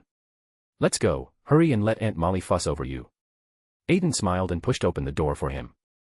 Mrs. Weasley was having a heart-to-heart with Tonks. Tonks's hair had turned grayish-brown, and the expression on her face showed her low spirits. The discerner saw through her inner distress at a glance, and Mrs. Weasley also saw the two of them. Oh, dear. Mrs. Weasley saw Harry, practically an adopted son of the family, and immediately rushed over to give him a hug. Look at you, you've lost quite a bit of weight. Aiden leaned on the sofa. Crookshanks jumped into his arms, and Aiden smoothed her fur. Since it was already past 1 o'clock in the morning, Ron and Hermione had long since gone to rest. Only Mrs. Weasley and Tonks remained in the living room. Tonks saw Mrs. Weasley preparing to make Harry some supper and also stood up to leave. As she passed by Aiden, Aiden suddenly said, Things will work out. He cares about you too. Don't read my mind. And why doesn't a clemency work on you? Tonks said, putting her hands on her hips. Who knows? Aiden said, looking up and whistling. Tonks's face flushed red, her hair turned red, and she slammed the door as she left. What's wrong with her? Mrs. Weasley asked, having finished preparing the meal in the kitchen. She looked at Aiden curiously. Love troubles, Aiden said, winking at her. Mrs. Weasley prepared onion soup and bagels for Harry. Thanks to Harry, Aiden got one too. And just at this moment, there was movement outside the burrow. It seemed Arthur had gotten off work. Password.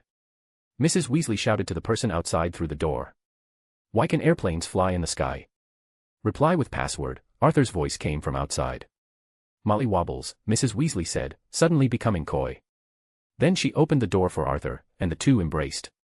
Aiden, watching them, shivered. What are they doing? Harry came over to Aiden to ask. Exchanging passwords. Didn't everyone set up passwords following Rufus Scrimgeour's suggestion? Aiden's words reminded Harry of the conversation outside Horace's house. Then. Uncle Arthur's pet name for Aunt Molly. Just bear with it, though I always feel, ugh. Aiden hugged his arms and rubbed them forcefully. Hedwig waited for Harry all night. After confirming Harry was all right, she flew out to hunt. After they'd eaten, Mrs. Weasley began settling Harry in. George and Fred just moved out. Their room can be yours for now. Mrs. Weasley used a spell to carry Harry's luggage and led him to George and Fred's room. Just as Harry was about to follow, Aiden stuffed a metal sphere into his hand. The metal sphere had small holes on its surface and was engraved with beautiful patterns on the outer layer. What's this for? Harry examined the metal sphere. It's incense. Calms you down and freshens the air, Aiden said, opening his newspaper. It seemed he didn't plan to sleep. Harry, filled with curiosity, followed Mrs. Weasley to the third floor. Pushing open the door, a smell of gunpowder rushed out from the room, hitting Harry full in the face. Well, it just needs to air out a bit. Mrs. Weasley waved her wand and used a powerful cleaning spell to scrape away a layer from the entire room. Then she made Harry's bed, put away his luggage, and left. Unfortunately, Harry took a deep breath. The walls had been thoroughly marinated with gunpowder. He lay on the bed, took out the incense Aiden had given him, and fell into a deep sleep amid a refreshing aroma. Unfortunately, Harry hadn't slept long before Ron, Hermione, and Ginny woke him up by pelting him with pillows. "See, might as well not have slept," Aiden said, leaning against the doorframe and spreading his hands at him. "Yeah, you're right." Having stayed up all night but only sleeping for a few minutes before being woken, Harry felt dizzy. But seeing his long-missed friends, he still forced himself out of bed. "I stayed up all night. Going to rest now. You guys chat." Aiden waved at his cousins and turned to leave. "You know, lately Aiden's been giving me this feeling." Ron swallowed. "Foreknowledge. Maybe he awakened some kind of prophet bloodline." Hermione said, somewhat uncertain. "No, the Prewett family doesn't have prophet bloodline," Ginny said. Then Harry told the three of them about Aiden taking him to recruit Horace. At the same time, as the Weasley family's favorite son, Harry enjoyed the honor of eating breakfast in bed. Breakfast was brought up by Fleur. She smiled at Harry, then left. Ron stared at her dreamily. "What's she doing here?" Harry began eating breakfast, offering the tray to the other three. All three shook their heads to decline. "She's engaged to Bill, but Mum doesn't like her much. Mum thinks she and Bill haven't known each other long enough, and they're not compatible," Ron explained. "Tonks has been visiting often lately. Maybe Mum hopes to set her up with Bill and chase Fleur away." Ginny speculated. Hermione nodded beside her. "Do you all hate her?" Harry asked, puzzled. "She's too prissy," Hermione said sharply. Shrill voice, mean-spirited, pretentious, Ginny added, equally sharp. "I think she's quite nice," Ron said, showing an infatuated smile. "Pathetic," Hermione said, elbowing Ron. "What does Harry think?" Ginny asked, turning her gaze to Harry. "I think she's quite nice. She brought me breakfast, didn't she?" Harry said, holding up the bread in his hand. "Humph," Ginny snorted. Hermione also looked at Harry with eyes that said, "So you're this kind of person." A yawn and stretch came from the doorway. Aiden woke up and, following the smell of breakfast, climbed onto Harry's bed. The group had been chatting for over an hour without realizing it. And Aiden, who had been resting in a time fissure, had slept enough. Snagging one of Harry's pieces of bread and stuffing it in his mouth, Aiden chewed. "What about you, Aiden? What do you think of Fleur?" Harry said, hastily diverting the trouble. "Avila's charm is fatally attractive to males, while females find them extremely repulsive. Her charm has no effect on me, so my view is that she's just an ordinary girl. If Bill truly loves her, I have nothing to say. Same if they separate. They're adults. They should take responsibility for their choices." Aiden shared his perspective with everyone present, hoping they could see things from different angles. After all, time was running out. Chapter 348, Prophecy and 6th Year Shopping. The dragon lazily stretched on Harry's bed. "Aiden." Ginny was annoyed with Aiden snagging Harry's breakfast. "It's fine. Last night Aiden ran around everywhere for my sake. He's exhausted." Harry was generous, saying to eat more and placing the plate before the dragon. Aiden held the bread in his mouth and showed off to Ginny. "Don't spoil him so much." Ginny clenched her fists. "By the way, you don't know about last year's prophecy yet, do you?" Harry said, skillfully changing the topic to prevent Ginny from committing fratricide. Ron leaned over with interest. "The one with the power to vanquish the Dark Lord approaches. Born to those who have thrice defied him, born as the 7th month dies, and the Dark Lord will mark him as his equal, but he will have power the Dark Lord knows not, and either must die at the hand of the other, for neither can live while the other survives. The one with the power to vanquish the Dark Lord will be born as the 7th month dies." Harry told everyone the content of the prophecy. "So you're that child?" Hermione asked. Yes, Harry nodded. "Not necessarily. Longbottom was also born in July, but that's the wonderful thing about prophecies, your choices become part of it." Aiden waved his hand. Silver threads were pulled out by him. Having become a discerner, he could manipulate the collective unconscious sea to a certain extent. At this moment, what he held was prophecy. As long as others input the content they wanted, with Aiden's ability as guarantee, things would develop in the direction he preset. This was both a prerequisite for the author's abilities and a manifestation of the visionary pathway's extraordinary power in this magical world. This is prophecy. Does anyone want to try?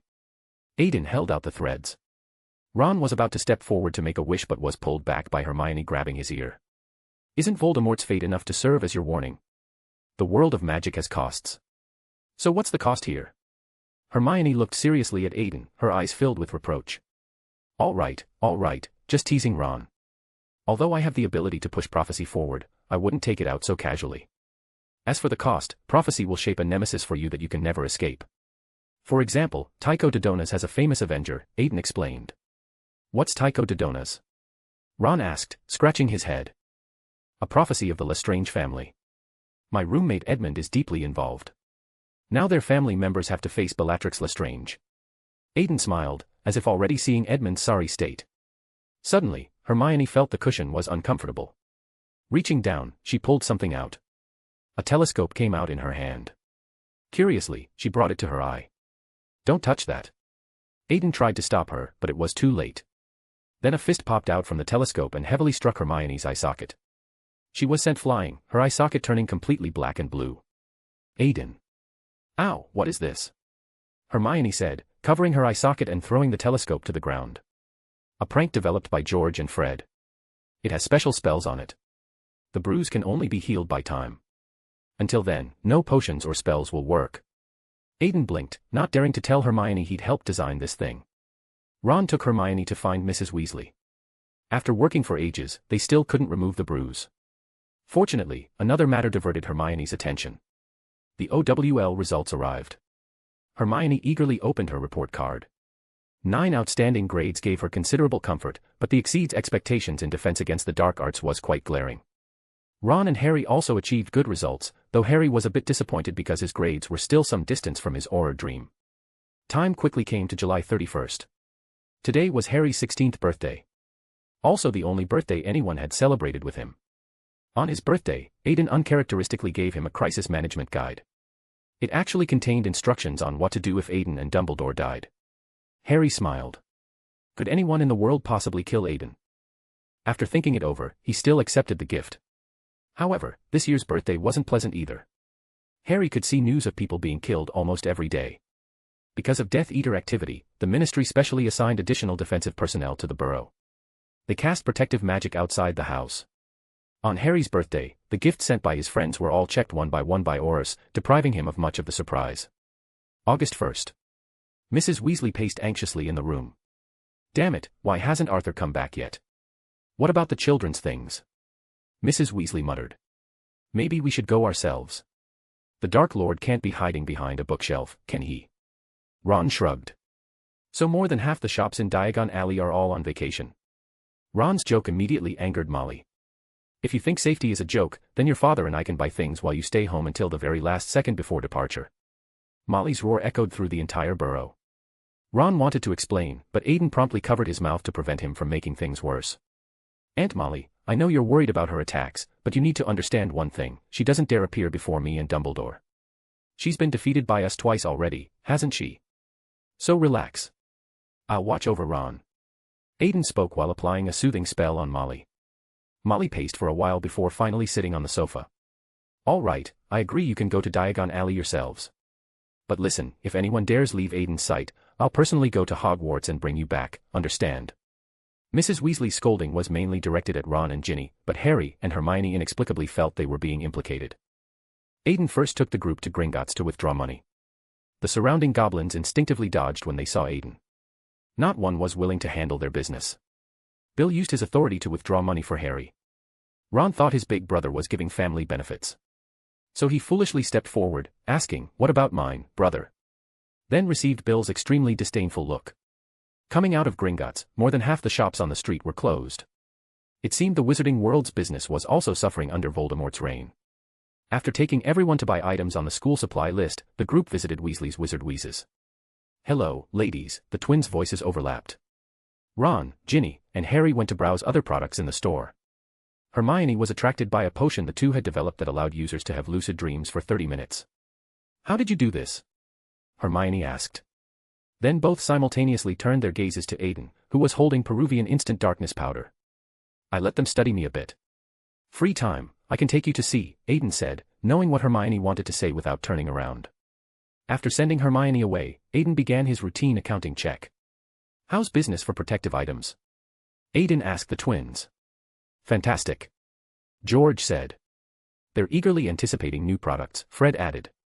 "I can cut my profit margin by 10%. Similarly, you also need to reduce your prices. In times like these, sell as many protective items as possible." Aiden sighed and walked out. The twins solemnly saluted Aiden with respect. Chapter 349, Intelligence Center and Start of School Season. Walking out of Weasley's shop, Aiden had intended to take everyone back to the burrow. How did George and Fred do it?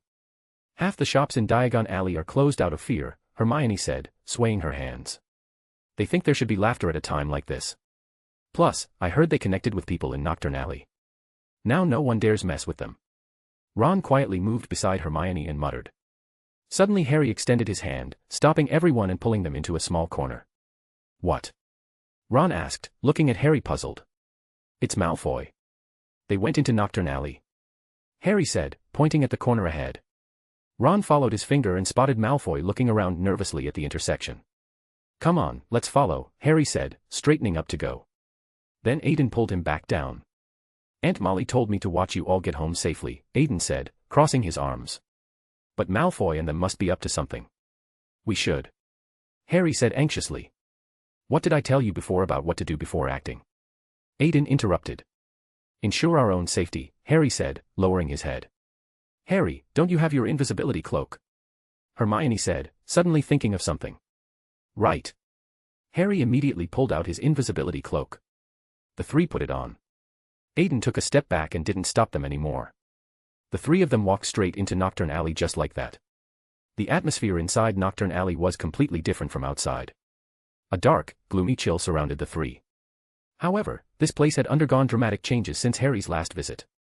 The originally filthy roads had become clean, and the dark wizards collapsed by the roadside had all disappeared. The surrounding shops had also been organized, and grey-robed wizards patrolled regularly. Narcissa led Draco into a shop decorated entirely in silver. Harry's group hurried to follow. The moment the three stepped into the shop's entrance, a greeting sounded directly in their minds. "Welcome to Vessi Intelligence Exchange. This shop provides intelligence trading and item custody services. You can select the service you need at the automatic counter on the right." The three were startled by this voice sent directly into their brains. "Ha ha ha," the dragon laughed behind them. "Aiden, you knew all along," Hermione said. She knew it was a certain mischievous fellow playing tricks and simply removed the invisibility cloak. "Knew what?" Ron asked, not catching on. "This shop is obviously his business. Vessi Intelligence Exchange, humph." When Hermione pronounced Vessi, she deliberately shook her head toward Aiden. "Never mind that. Aiden, we need to know Malfoy's secret," Harry said, fixated on Draco. "Follow me." Aiden pulled out a silvery white card and led everyone to the elevator, swiping it. A floating platform descended. They followed Aiden onto it, then with a spatial flicker, disappeared from the platform. When the surrounding environment began to brighten, Harry and the others found themselves in a pure white room. Everything here was decorated in white. Aiden casually leaned on the sofa and pulled out a remote control from the armrest. He pressed it, and the scene inside the private room Malfoy had entered appeared before them on a large screen. "The first time is free. After this, if you want intelligence here, there'll be a charge." Aiden waved his hand. 3 cups of black tea appeared before them. "I'm your cousin," Ron said, having obviously forgotten his experience in Diagon Alley. "Then you pay double," Aiden said, rolling his eyes at him. Ron was about to speak when Hermione decisively blocked his mouth. On the wall screen, Narcissa and Borgin sat facing each other with Draco standing beside them. "Mr. Borgin, I know it's dangerous asking you to do these things under the Ministry's surveillance, but once you succeed, the Malfoy family will certainly offer generous compensation." Narcissa, well aware of these dark wizards' nature, led with financial incentives. "But I heard the Malfoy family's recent situation isn't good. Your husband seems to be having difficulties," Borgin said calmly. "Name your terms," Narcissa said, closing her eyes. 5 times the usual rate." I'm sure Mrs. Malfoy understands supply and demand, Borgin said, pricing himself outrageously high. Draco, standing nearby and hearing this, flew into a rage, slamming his fist on the table and lunging forward. Do you know who you're threatening? Draco snapped, slightly pulling back his sleeve to let Borgin see what lay inside. I understand completely, Master Malfoy, Borgin said, bowing his head nervously. Fix those things, then send them to the Malfoy Manor. She personally requested this. Draco spoke menacingly, but Narcissa's eyes were full of worry. The three in Aiden's private room took in the entire scene. When Draco's sleeve slightly revealed something, Harry's eyes practically wanted to drill into the screen. Aiden, adjust the angle. We can't see what Draco showed Borgin. Can't. You think I'm watching there? This is just surveillance. The people coming and going here ignore it. Using magic would expose our monitoring. Aiden rolled his eyes, indicating he had no way. Damn. Harry said, swinging his fist. On the way back, the trio discussed Draco frantically. Malfoy must have become a Death Eater. My gut feeling is very strong, Harry said, looking at the other two. You're overthinking.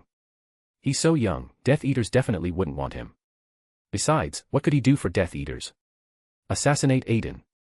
Ron said, his mouth running away with him. Aiden, driving, heard both their words completely and smiled slightly but said nothing. The next day, since they had packed their luggage in advance, everyone was no longer scrambling like before. Arthur casually drove to take the children to King's Cross Station. However, in corners no one noticed, a full 4 Aurors were secretly protecting them. Coming again to King's Cross Station, passing through platform 9 3/4. Aiden carried his luggage and boarded first. Molly reluctantly said goodbye to Harry, practically an adopted son of the family. You must write to us when you get to school, Molly said. Harry nodded solemnly, then remembered something and looked at Arthur. Mr. Weasley, I saw the Malfoy family enter Knockturn Alley before. Harry hesitated. It's fine. Before I left the Misuse of Muggle Artifacts office, I raided the Malfoy family once more. I can confirm they have no dark magic items in their possession. Arthur comforted Harry. Getting his assurance, Harry's worried heart finally eased a bit. After boarding the train, Ron and Hermione went to report to the prefect's compartment. Harry sat in a compartment with Aiden, Ginny, and Neville. Chapter 350, Horace's Olive Branch and Controlling Prophecy. On the train, Hermione and Ron returned from the prefect's compartment with Horace's invitation. Seems this new professor is a very snobbish fellow, Ron said, frowning. What do you mean? Harry was puzzled. The night he and Aiden visited Horace made Harry think Horace was a decent person. He gathered the train's famous and notable wizard students for a party. Here are the invitations. You and Aiden are both on the invite list. Hermione pulled out a scroll and handed it to Harry. Blind old fellow. Why didn't he invite me? Ron said, crossing his arms. Then let's go meet this slug professor, Aiden said, smiling. Taking the scroll from Harry, he walked toward the professor's compartment at the rear of the train. Outside the compartment, Aiden sensed magical fluctuations. An undetectable extension charm had been cast on the interior by Slughorn. Opening the compartment door, he saw not only Ginny and Neville, but also Marcus Belby, nephew of the Wolfsbane potion inventor, Cormac McLagan, son of Amelia Bones's friend, and Blaise Zabini, the wealthy Slytherin. The last one was the eldest son of the Lestrange family, Edmund Lestrange. Edmund sent Aiden a desperate look when he saw him enter. It seemed he'd been pestered quite a bit by Horace. Oh, you've all arrived. Horace said, tipping his hat to them. After everyone was seated, Horace served them pies. Then Horace began census-style questioning about their information. After chatting for a while, when he learned from Belby that he wasn't close with his uncle, he gradually ignored him. Neville received similar treatment. Horace chatted with Neville briefly before determining he was a child without talent. All this was seen by the discerner in the compartment. What surprised Aiden was that Horace wasn't recruiting for his club. It turned out Horace planned to take on an extremely capable apprentice and teach them everything he knew. Once they became powerful, he would rely on their protection to resist Death Eaters.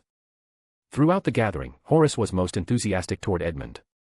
With personality, family background, and strength all top tier, Edmund was undoubtedly the best candidate for Horace's plan. This created the spectacle of Horace circling around Edmund like a persistent suitor. So, it's agreed. After school starts, you must come to my gatherings often. When the party ended, Horace enthusiastically invited Edmund to gather again next time. Edmund shivered and quickly used Aiden as an excuse to escape. What's with that old man? Does he fancy me?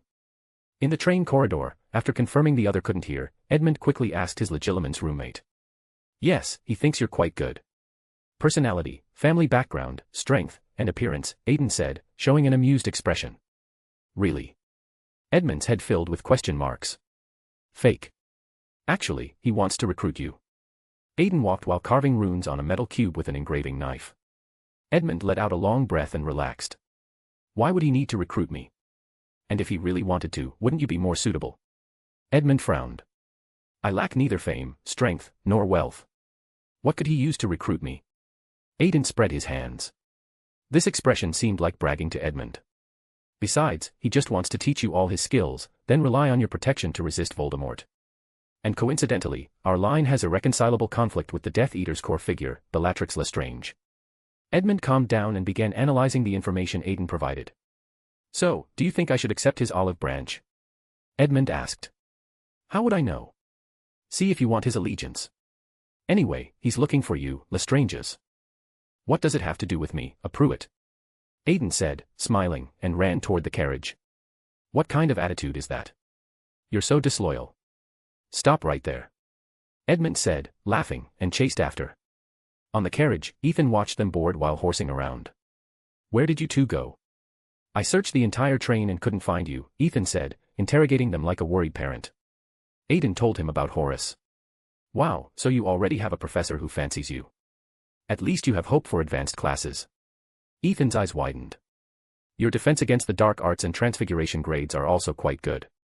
Professor McGonagall won't refuse you, will she? Aiden said, raising his eyebrows. Wait, I never mentioned my grades. How did you? Legilimency. Ethan cast an accusing look at Aiden. No, prophecy. To some extent, miniaturized prophecy. For example, Edmund will fall next due to the carriage bumping. Aiden spoke casually. Edmund beside him was startled hearing this. What?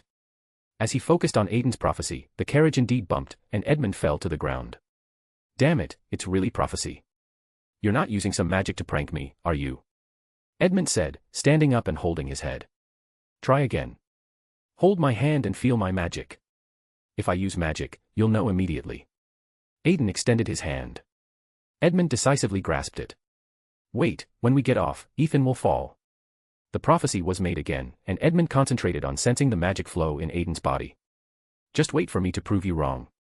Ethan decided to be extremely careful to avoid being set up by Aiden. The carriage stopped. He let Aiden and Edmund get off first, planning to also grab Aiden's hand later so at least when a certain prank-loving fellow played tricks on him, he'd also be implicated. Unfortunately, Aiden and Edmund got off first. And when Ethan got off, the carriage ladder's nail broke due to rust. The entire ladder fell off. Ethan stepped into air and tumbled down from the carriage. He rolled steadily right in front of Aiden and Edmund. It's actually real, and you really didn't use magic. Edmund exclaimed. All right, you two stop holding hands. Help me up. Ethan, who had fallen and rolled in a circle, called for help. The two released hands and helped Ethan up from the ground together. Believe now. Aiden said, raising his eyebrows. Believe. Both shivered in unison. They carried their luggage through Hogwarts' gates. This year Hogwarts had strengthened security, with many Aurors stationed outside the campus. Professor Flitwick stood at the entrance with a list, checking each one while casting finite incantatum on the young wizards to prevent anyone from sneaking in using Polyjuice Potion. Good evening, Professor Flitwick, the three said in unison. Finite incantatum. Professor Flitwick didn't greet the three, directly casting a spell. Only after seeing no changes in their faces did he nod with satisfaction.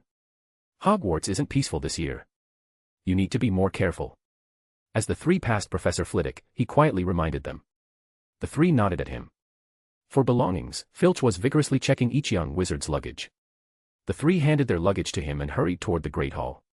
Chapter 351, Opening Banquet and Advanced Courses. In the Great Hall, Aiden ate with his usual enthusiasm. Edmund beside him jokingly passed him a plate of chicken legs and fries. In just 3 seconds, the entire plate was clean. You don't even spit out the bones. Ethan's eyes widened. Eat first. If battle breaks out, you won't have extra time for meals. A certain dragon had developed some bad habits from experiencing too many strange eras. When the three still wanted to chat, the Slytherin table and Gryffindor table erupted in argument. Draco had successfully petrified Harry on the train and broken his nose and was now loudly mocking him. Harry wasn't backing down, retorting about Draco's father. The two almost started fighting right at the banquet. Fortunately, Dumbledore just stepped onto the podium, dissolving this conflict. Dumbledore wore purple gold robes, his expression grave.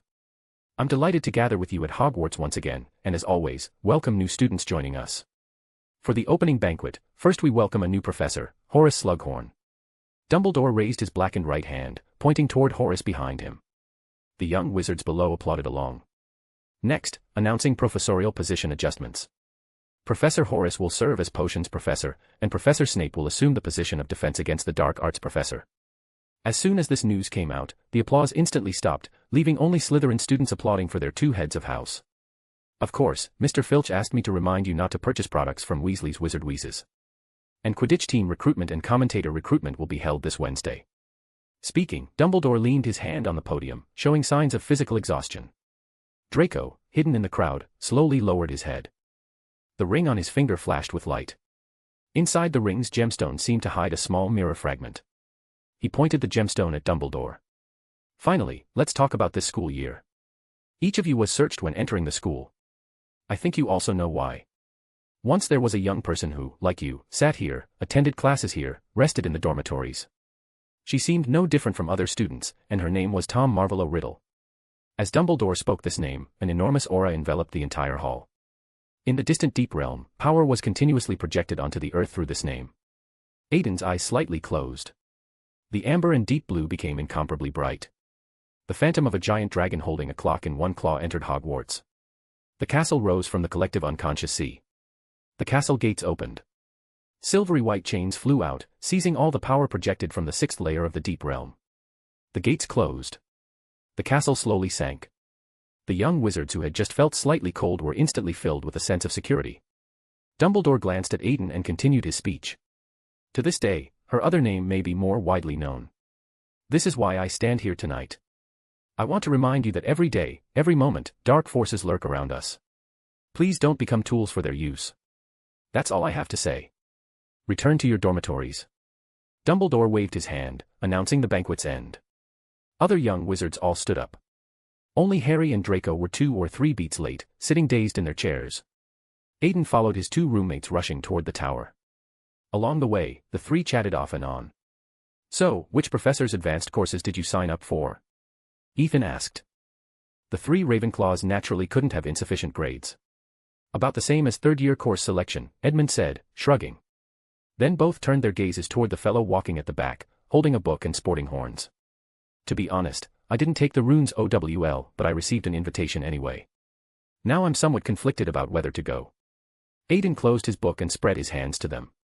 TCH. Facing someone's bragging, Edmund and Ethan both raised their middle fingers at him. The next day in the Great Hall, 6th-year wizards handed their advanced course selections to their heads of house. Neville tremblingly handed his course selection to Professor McGonagall. Why only 3 subjects, Mr. Longbottom? Professor McGonagall frowned. Professor, I wanted to choose Transfiguration, but my grades aren't enough, Neville said, lowering his head. My suggestion is you can choose Charms class and pester Aiden to guide you in practicing Transfiguration. Professor McGonagall was slightly mischievous. In her eyes, this student she'd known from half a century ago would definitely return to Hogwarts eventually. Aiden, achoo. But my grandmother said learning charms is seeking convenience, which is very lazy and shameful, Neville said, still lacking confidence. Nonsense. She couldn't choose it because she failed her charms exam back then. Professor McGonagall didn't care at all about exposing someone's past in front of their grandson. And isn't your herbology excellent? Keep going down this path, Mr. Longbottom. Professor McGonagall gave him an encouraging smile. Having guided another student onto the right path, the refreshed Professor McGonagall walked out the door holding scrolls. Then she saw 2 idle students leaning against the wall with silly grins. Mr. Potter, Mr. Weasley, come here a moment, Professor McGonagall said, decisively calling them over. Professor, we don't have class this morning, Harry said. He'd been grinning moments ago but was now very quiet. I know, but do you 2 remember your career plan to become Aurors? Professor McGonagall guided them. But I don't have outstanding in potions. Enormous guilt enveloped Harry. After all, last year Professor McGonagall had stood up to Umbridge for him, and he'd failed the exam. Ron nodded beside him. At this moment, a young man with dragon horns walked past. Professor McGonagall's hand shot out quickly, grabbing the dragon horn. You did that on purpose, a pair of lifeless heterochromatic eyes said, turning to look at Professor McGonagall. Ahem, good texture. No. Mr. Prewett, please take these two gentlemen to the potions classroom. I believe with two celebrities' support, Horace will make an exception for Ron.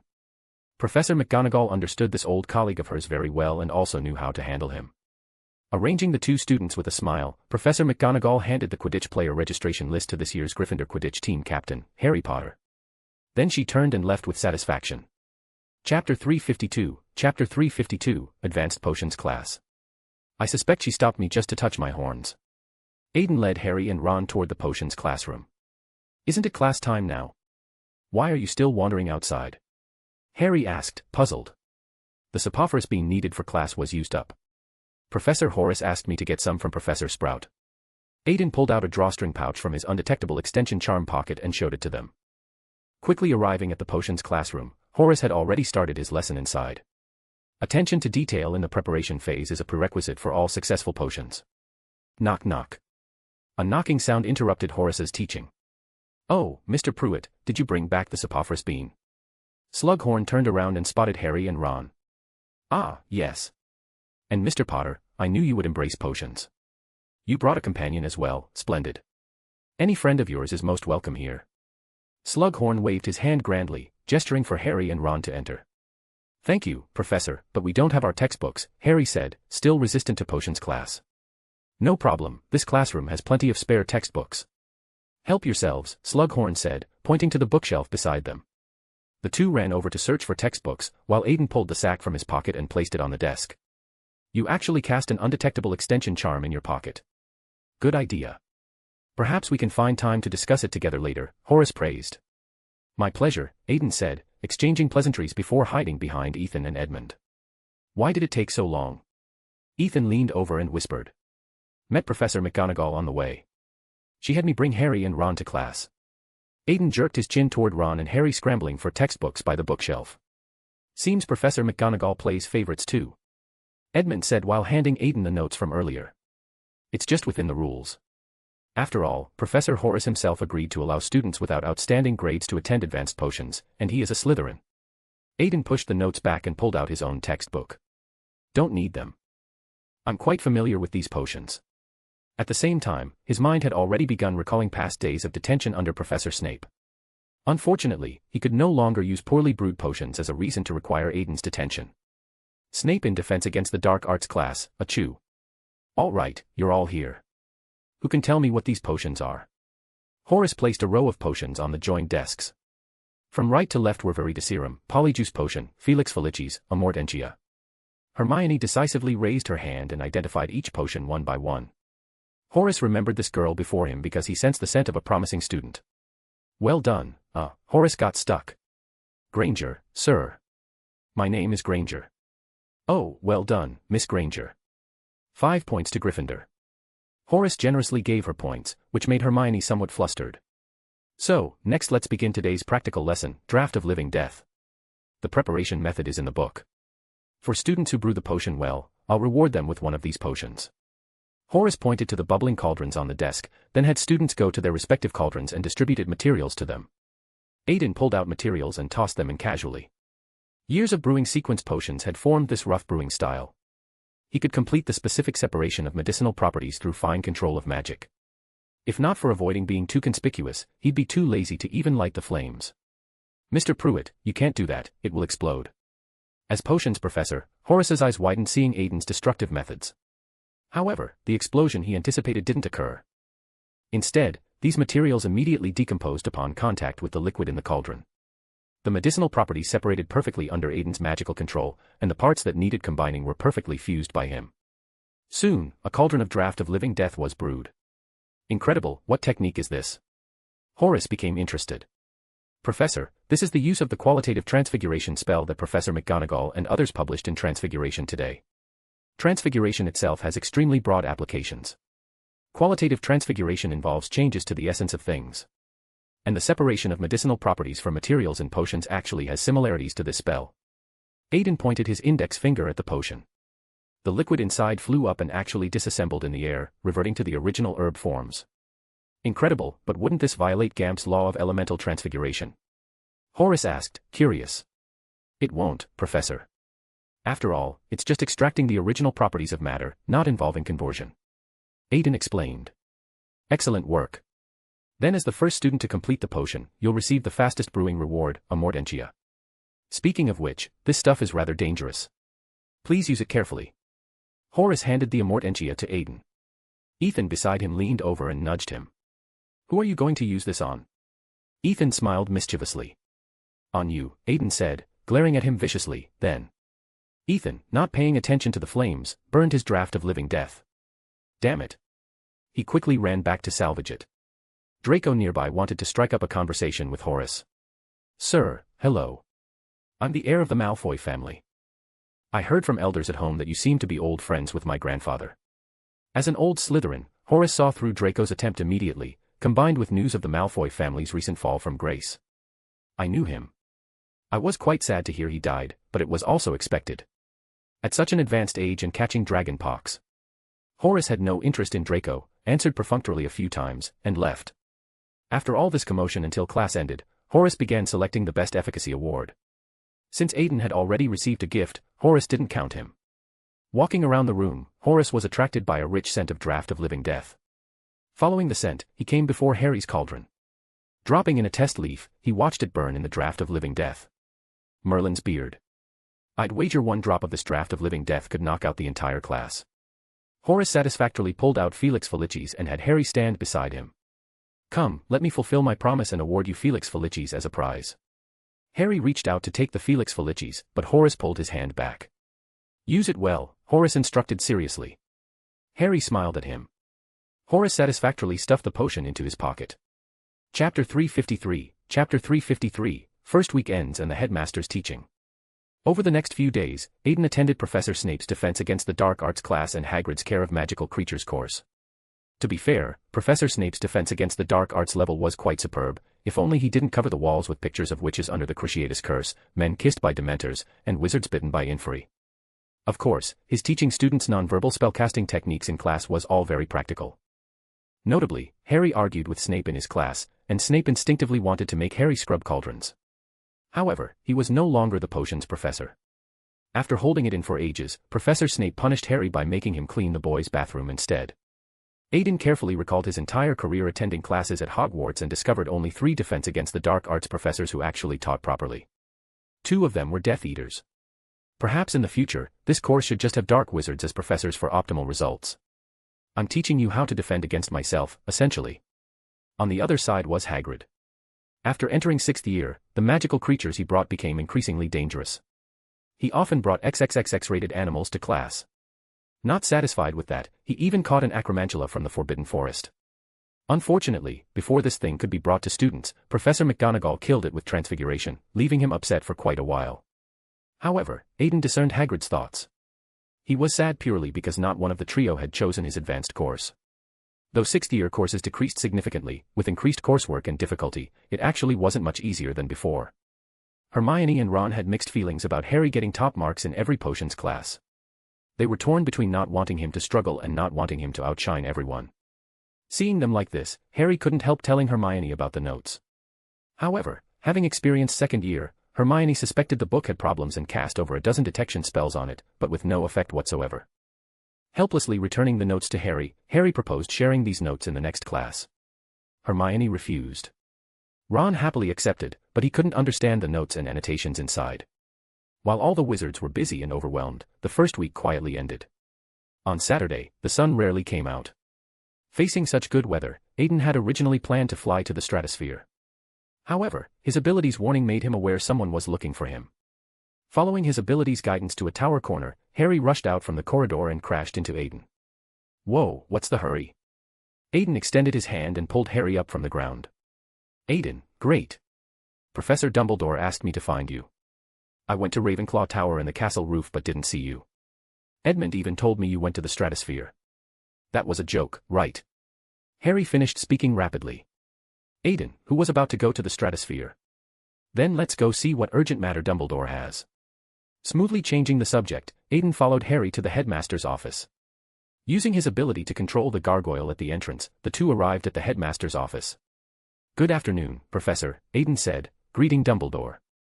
Dumbledore closed his book, put it in the drawer, slipped a ring into the pages, then closed the drawer.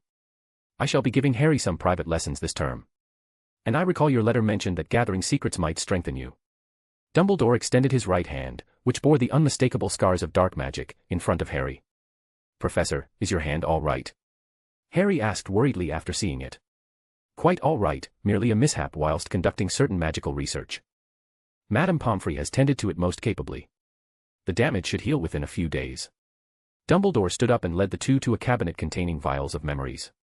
Harry had started to reach out, seeing Dumbledore's injured hand, but Dumbledore opened the case effortlessly with magic. Harry realized he was the Muggle here. Let's begin today's lesson. Oh, Harry, I pushed your detention with Professor Snape to next Saturday. Dumbledore's single sentence plunged Harry, who had been in good spirits, back into despair. Then he pulled out the pensieve and placed the memory inside. The water in the pensieve opened like a Venus flytrap and swallowed all three. When light came again, the three found themselves standing before a gloomy house. On the house's door was a snake carving, and many dead snakes were nailed outside. The owner of this memory is named Bob Ogden, captain of the Magical Law Enforcement Patrol. Not long after I obtained this memory from him, he passed away.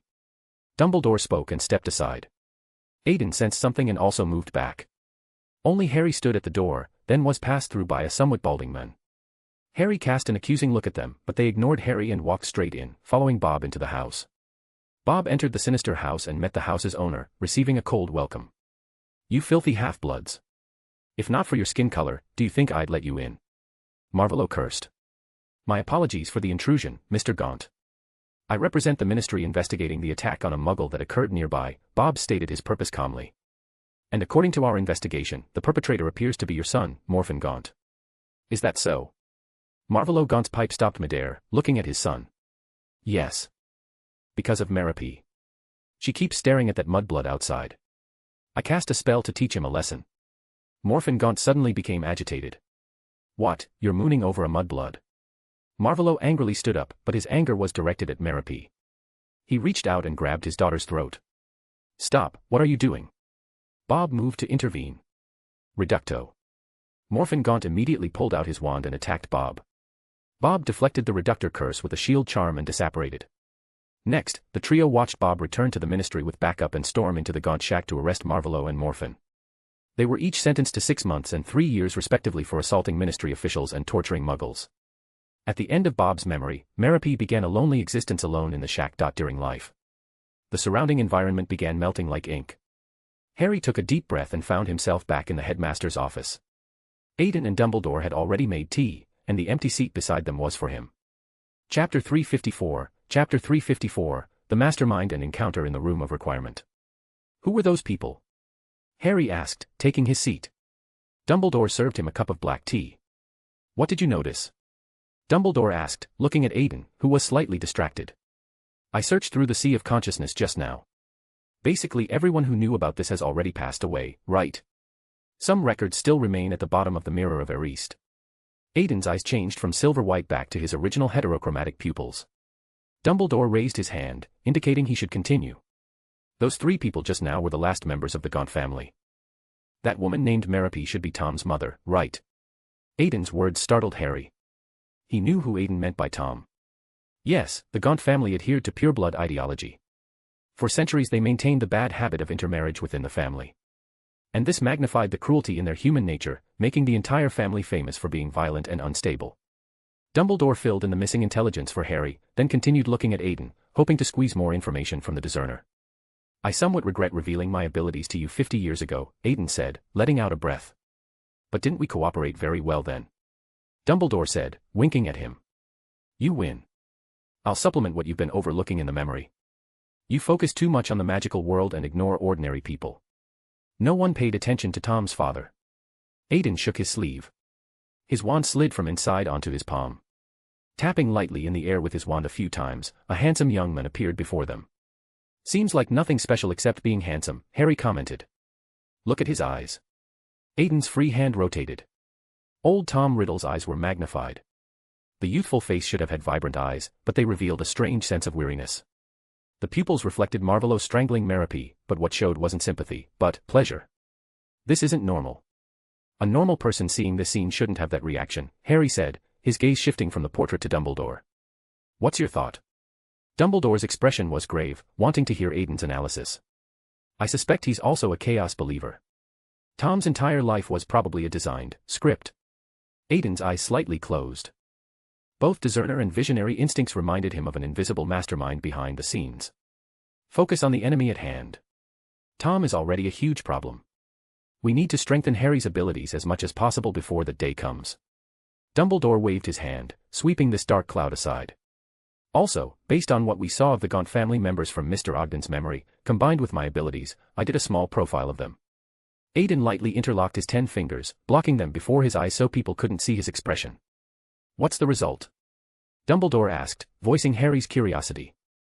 Marvolo Gaunt may have violated his daughter, Aiden said, dropping a bombshell. What? Harry was so shocked he couldn't control his voice.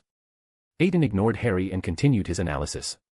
Based on Marvolo's demeanor and the physical contact between father and daughter, brother and sister, when he discovered his daughter admired the muggle outside, his reaction was explosive. They viewed Merope as their possession, so when she showed independent will, they sought to crush it. Aiden flicked his finger.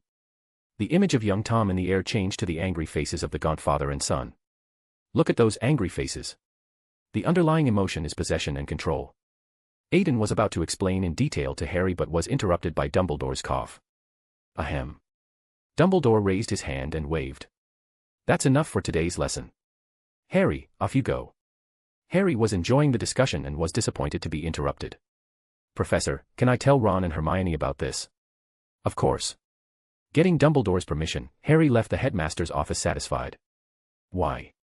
Do you think Harry's too young to hear this? Aiden felt somewhat puzzled.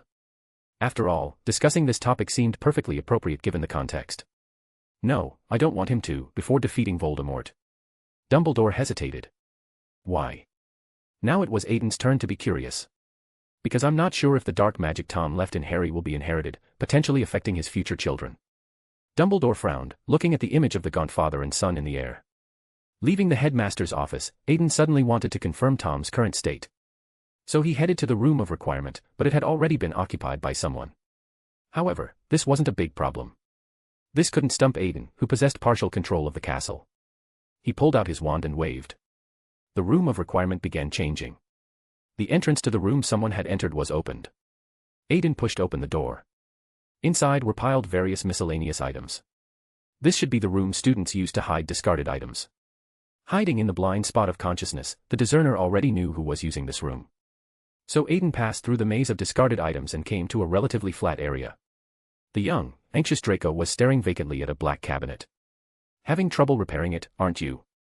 Aiden suddenly spoke. Draco jumped. You, Prewett. Draco said, recognizing Aiden's face. His face instantly paled. Petrificus totalis, he shouted, immediately casting a spell. Aiden closed the distance in an instant, crossing the 10 meters between them to appear before him, catching his petrification spell with his bare hand and seizing his wand. Realizing he was caught, Draco inexplicably felt a wave of relief. You win. Hand me over to the Ministry and send me to Azkaban, Draco said, resigned to his fate. Why would I send you to Azkaban? Have you done something wrong, Draco? The tone was somewhat soft, but the teasing undertone made Draco shiver. You're not going to report me. Aren't you and Dumbledore on the same side? Draco asked, confused. Dumbledore and I are on the same side, but you and Tom aren't necessarily on the same side. Don't say that name, Draco said, his voice trembling. Aiden gestured with his hand. 2 plush armchairs appeared on the ground. He sat down and motioned for Draco to join him. Draco sat down trembling, waiting for Aiden's judgment. Chapter 355, Chapter 355, Third Project, Mental Personal Terminal. Look, before you were blinded by so-called pureblood ideology, you were still innocent. You could laugh with Harry and the others, rebel against teachers over things you cared about. But where did that Draco go? In the room of requirement, Aiden's voice carried temptation and provocation. In the air appeared Draco's past face with that somewhat proud but innocent smile. You don't know. I have to do this. Draco sat tensely on the sofa, clenching his jaw. Have to what? Is becoming a Death Eater your only path in life? Aiden pulled coconut ice cream from his pocket and held it out, but Draco didn't take it. We're Malfoys, noble purebloods. Draco said, agitation rising in his voice. So they've brainwashed you too. Since when did pureblood supremacy have anything to do with Tom? Aiden narrowed his eyes. His mismatched pupils gleamed with mockery. What, but? Draco stammered, unable to find words. And she asked you to kill me, didn't she? How do you plan to do it? With that cursed necklace Borgin sent you. Aiden glanced at Draco, who subconsciously covered the left pocket of his chest. No, how do you know? Are you a legilimens? Wait, a clemency doesn't work on you. Draco's words were confused. But how is that possible? Even she couldn't forcibly break through a clemency without me noticing, Draco said, panicking now that his inner thoughts had been seen through. Why panic? Your plan's already exposed. Wait, you just said she. Is Tom at your house now? Aiden raised his eyebrows.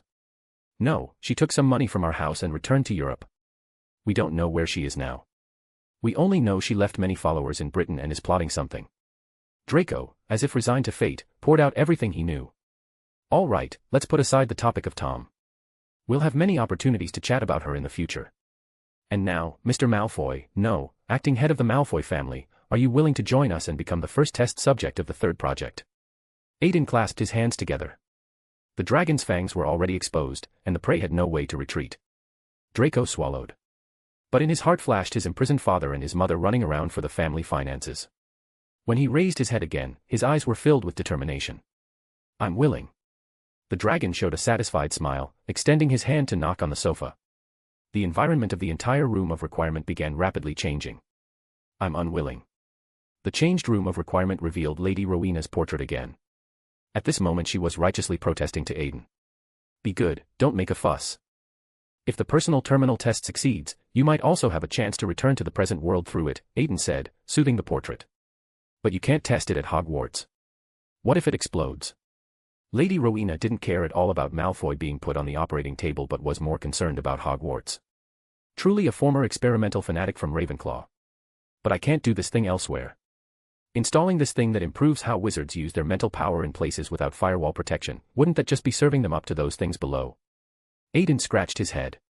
All right, Rowena, this was at least built with my heart and blood. I won't just watch it come to harm. Aiden soothed her again. Lady Rowena pouted and turned her back. On the operating table, Draco slightly opened his eyes. Who are you? He looked seriously at Aiden. Since I've chosen to follow you, at least let me understand you. I can't keep looking at you through a veil after entering your service. Nice try at provocation. But it is time for you to understand what you've gotten yourself into. Aiden met his gaze. A flash of light in his pupils, and experiences excluding Deep Realm King-related content were sent into Draco's mind by Aiden. Didn't expect her resurrection was just your side project, Draco said, looking vacantly at the shadowless lamp on the operating table. Can't say that. After all, to push the transformation of the ages, someone always needs to play the villain. I'm merciful, and coincidentally, Tom Lykson is very good at doing bad things, isn't she? Aiden winked at him, then pressed his finger against Draco's neck. As the foreign magic entered, Draco's perception was quickly cut off, and he fell unconscious. System, Aiden called out in his mind. Here, the system responded. Let's begin. Using magic to sterilize the surroundings, Aiden artificially created a sterile environment. He walked to the operating table. Cold eyes gazed at the wizard on the table, then moved to open his skull. The pink brain was still pulsing. The blood vessels on it were clearly visible. After observing Draco's brain, Aiden drew runes with magic and began implanting them. First, to ensure Draco's brain wouldn't be fried by information transmitted through mental transfer, the Algi's protection rune was definitely most important. Next were the Jera, cycle rune and Notha's need rune required by the terminal. After doing all this, Aiden pulled out a black sphere. The sphere was created by Aiden using his abilities combined with consciousness fragments he collected from the Sea of Consciousness. Activating it with magic, the sphere melted into liquid, flowed into Draco's head, and wrapped around his brain. The implant had stabilized. From Draco's performance and physical condition, there seemed to be no rejection reaction. Aiden, already able to predict the result, was somewhat pleased. He restored Draco's skull and used spells to heal the scars. Snapping his fingers to wake him, Aiden's ability encountered weak resistance during activation. Though easily penetrable like paper, it was much better than his previous completely unguarded state. Well, how do you feel, Mr. Malfoy? Aiden wiped his hands.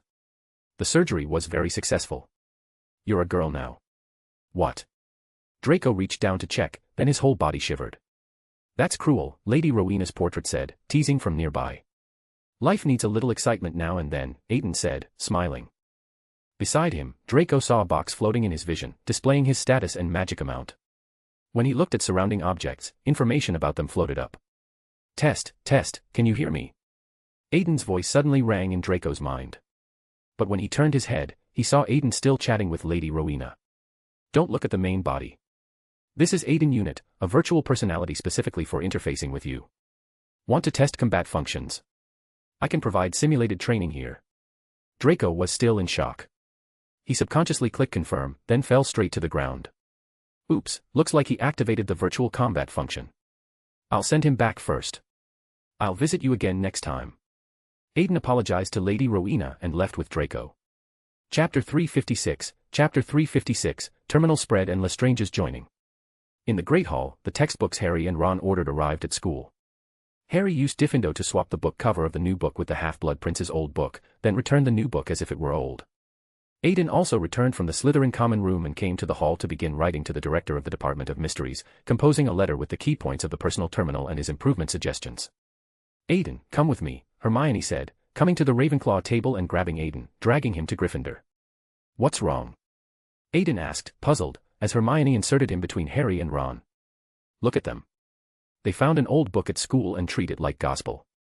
I'm very worried this is another Riddle Diary incident, but I've cast detection spells on the old book many times with no effect. Hermione's worry for her two best friends was palpable. Aiden could sense it without using his abilities. Aiden took Harry's potions textbook, opened it to look, and a smile curved his lips. So, have you talked to this thing? Aiden asked, holding up the textbook. No, all three said in unison. Then that's fine. Something without consciousness, why treat it as a magical item? Besides, there's no magical fluctuation on it. Aiden cast a spell to tear the entire book into pieces, then used a repairing charm to restore it. See, Aiden said, handing the book back. Harry quickly tucked the book into his chest. So if you're curious about this book, why not try finding its owner? Aiden asked. We tried. We contacted many former students trying to find this girl. Hermione waved her hand, then supported her forehead with her hand, elbow on the table. Wait, how exactly did you connect the Half-Blood Prince to a girl? Aiden asked, his eyes widening. The handwriting. Look at how delicate the writing is, and the annotations about potions are so careful and detailed. Must be a very refined older student. Hermione was immersed in her own theory, but Aiden could barely contain his amusement. Fortunately, the visionary pathway always controlled emotions well. His face showed no abnormality. Yes, anyway, good luck to you all, Aiden said, tipping his hat. Leaving the hall, a figure appeared urgently behind him. The platinum-haired wizard in formal robes revealed the visitor's identity. Quick, where is it? The director caught his breath and directly grabbed Aiden. Aiden extended his staff, tapped the ground, and brought the director into Avalon. Production is limited. We can produce about 300 per day. Aiden pointed to a water pump of unusual design at Avalon's boundary. Beside it were many Aidens emitting silver threads.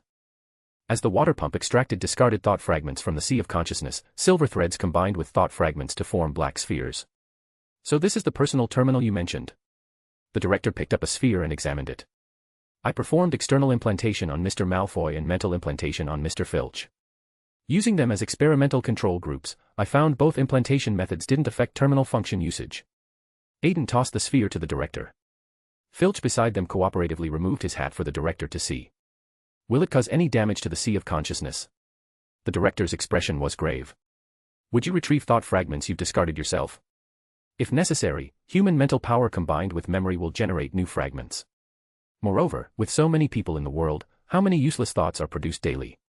Aiden said, pointing at the boundless ocean before them. That's good. Leave the rollout to the Department of Mysteries. The director shamelessly extended his hand. You're dreaming. Just because the Department of Mysteries has worked hard, I'm giving you a heads up. I'll hand terminal distribution to Arthurcy. She needs an official identity too. Can't have her always stay in Diagon Alley. Aiden stroked his chin, happily making the decision. TCH, choosing romance over friendship, the director muttered. The dragon said, narrowing his eyes. Don't worry, we'll cooperate. Speaking of which, once terminal spread, that's essentially a magical internet. Is it really okay to keep Folly in your server? The director glanced at the purple core wrapped in alchemical matrices in the distance. He'll never wake again. Aiden smiled. At this moment, Folly within the core was trapped in an endless maze of nested dreams. Having lost all sense of self and acting purely on instinct, Folly destroyed everything in the dream. But whenever he destroyed a dream completely, he would fall into a new dream, repeating the cycle eternally. The director glanced at it once and was almost drawn into the dream. Fortunately, Aiden reached out and steadied him just in time. "What is that?" the director said, covering his left eye. "A labyrinth made of dreams. I discovered Folly's weakness and used the labyrinth to trap him," Aiden said, adjusting his monocle. "Even beings like this have weaknesses." Wait, how can something existing as a concept have weaknesses? Everything the director thought he knew was being turned upside down. It was like someone suddenly telling you the sky isn't blue, it's just painted that way. Existence means having weaknesses. This is the fundamental law of all things. If he were an absolutely perfect being, the entire universe would have been devoured long ago, Aiden said. "So what's his weakness?" the director asked, curious. "The weakness is. I'm not telling you." Aiden left him in suspense, then ushered the director out. He'd already seen Avalon's terminal processing factory. Subsequent transport would naturally be handled by the unspeakables. This was their mutual understanding. Coming out from the Mirror of Erist, Aiden wrote a letter to Arthursi, instructing her to start selling terminals from Nocturne Alley. Wizards who used it first would definitely greatly improve survival with terminal assistance. After some tasted the benefits, other forces would follow suit. "Let's see them compete for this," Aiden said, grinning mischievously in his dormitory. "Compete for what?" Edmund asked, barging in. The young master of the Lestrange media empire walked straight into the dragon's trap, completely oblivious. "Edmund, my good brother," Aiden said, walking over and slinging an arm around Edmund. "Wait, what do you want to do?" Edmund said, shoving at Aiden's face. Being the nominal head of Lestrange affairs, Edmund found himself dragged by Aiden into signing a cooperation agreement. "Are you a vampire?" "Taking a 40% intermediary fee just to develop this," Edmund said, pouting. "Then what do you think of this thing's prospects?" Aiden asked, pointing at Edmund's head. "Absolutely wonderful." A box floated before Edmund's eyes. He studied the text on it intently. "Then that's settled. Letting you in on this opportunity, you should be thanking me. If you're really unsatisfied, this agreement can be voided, and I'll find someone else." Aiden waved the contract in his hand. "Don't." Edmund quickly grabbed the contract. Chapter 357, Bad News, Quidditch Tryouts, and Apologizing to Hagrid. On Sunday, the new Wizard Daily arrived with two major news items for the students. Hufflepuff Prefect Hannah Abbott's mother had been killed by Death Eaters. In other news, Oris had arrested Stan Shunpike, a Death Eater, at the Leaky Cauldron. "Who's Stan Shunpike?" Ethan asked, looking at the name in the newspaper. It felt familiar, but he couldn't place it. "The conductor on the night bus, that chatty guy," Aiden said, setting down the newspaper. He vaguely remembered this talkative conductor. "I don't know who you're talking about, but shouldn't we be more concerned about the other news?" Edmund came over carrying a stack of parchment, looking nearly driven mad by assignments. "Hannah Abbott. How is she now?" Ethan asked. Aiden paused with his coffee in midair before answering. "She took a leave of absence from Dumbledore this morning. She's probably gone home to deal with her mother's affairs. 2 people from our house were also taken home by their parents. The times are really chaotic," Ethan said with a sigh. "What about you? What does your mother think?" Edmund asked. "Her? She believes that anywhere Dumbledore is the safest place in the world, so she has me stay at school. In her exact words, even if I were killed, you'd be 100% fine." Ethan pouted and mimicked his mother's voice with exaggerated head movements. Aiden shook his head with a small laugh. "Oh, right, we're holding Quidditch tryouts with Gryffindor later. Want to come watch?" Ethan asked. "What do you mean by, we're holding?" "Sounds like you're hosting it," Aiden teased. "Well, he is. He was appointed Ravenclaw Quidditch team captain this year." Edmund pointed at Ethan, who gave him a proud smile. "So there's a reason we haven't won since we enrolled," Aiden said with a sigh. "What, are you looking down on me? Let's see on the field." Ethan felt deeply offended and decided to let his skills do the talking. Aiden and Edmund made their way to the Quidditch pitch. At the entrance, they ran into Gryffindor's team. This year, due to Harry's restored reputation, the number of Gryffindor team applicants had exploded. Aiden even spotted 2 Ravenclaws in the crowd. "Hey, Edmund, those 2 are Michael and Anthony, right?" Aiden pointed at 2 traitors in Gryffindor's tryout line. "Where?" "Let me see," Edmund said, raising his telescope to look. "It really is them." He stood up and ran to find Ethan, preparing to give these 2 guys a lesson. Aiden sat alone in the stands. Gryffindor's cheering section climbed up around him. Ron's admirer Lavender frantically blew kisses at him. Ron looked smugly at his 2 friends, then headed up for tryouts. Hermione rolled her eyes and separated herself from the Gryffindor crowd. She happened to spot Aiden sitting alone and walked over, hugging her book. She sat directly beside him, complex emotions drifting from her. So Ron's not paying you much attention. Aiden made a knowing observation. What? How do you know? Hermione was so surprised she forgot her sadness. I can see more than most people realize, Aiden said, not explaining clearly. And if you like him, just confess boldly. A Gryffindor girl shouldn't lack that kind of courage, right? Aiden raised his eyebrows. I'm not that desperate, Hermione said huffily, picking up her book. Looking at Aiden, she suddenly got an idea. How about you and? No way, the discerner interrupted her dangerous thought. Just for a while. I'll write to Arthurcy, Hermione requested. Even if she came in person, it wouldn't work. Matter of principle, Aiden said, shaking his finger. Aiden, please, Hermione said, clasping her hands together. I can use my ability to make Ron think you like me. Then you just need to keep your distance from him for a while. Will that work? Aiden sighed. Okay, thanks so much, Hermione said, leaving satisfied. Aiden looked at Ron on the field and silently mourned for him. Ravenclaw's tryouts, or rather, assignments, because there was no choice at all.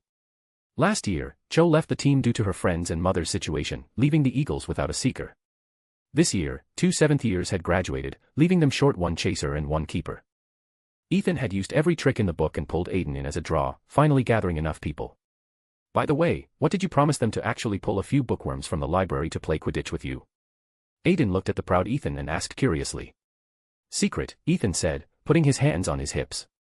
Then I'll look myself, the discerner said, activating his ability and finding the answer directly from the collective unconscious sea. Good grief. Why do they want my class notes? Don't I post those on the common room bulletin board every week? Aiden asked, puzzled. They want the originals because they believe it will grant them the exam god's blessing, Ethan said, lowering his head and not daring to look at Aiden. That's quite wizardly, Aiden said, momentarily speechless.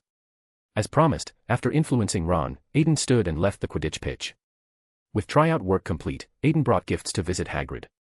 After all, regularly maintaining relationships with this magical creature master was important.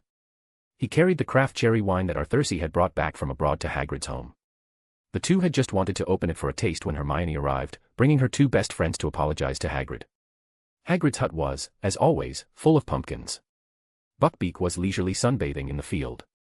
Harry walked over somewhat sentimentally to pet Buckbeak. Then, gathering courage, he went to knock on Hagrid's door. Hagrid pushed the door open, saw the 3 of them, and stubbornly shut the door. Harry and Hagrid then put on a wonderful performance for Aiden. Open up. Hagrid, Harry said, knocking again. Open up quick, or I'll blast the door open. Ho ho ho, how would a little wizard like you dare blast my door? I'm a professor, Hagrid's voice came from inside the house. Why can't I? Ron, Hermione, step back. Harry dismissed the others and pulled out his wand. You can't blast my door, Potter. Hagrid panicked. I'm sorry, sir, Harry said, changing tactics. Why are you calling me, sir? Hagrid asked, puzzled. Then why are you calling me Potter?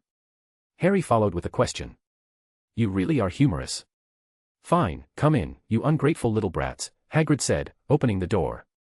The 3 walked into the hut and were immediately drawn to a pair of sharp horns. Aiden. Yo, nice show you put on, Harry, Aiden said, waving at him. Chapter 358, Chapter 358, Hagrid's Troubles and Draco in Action. What are you doing here? Ron nudged Aiden.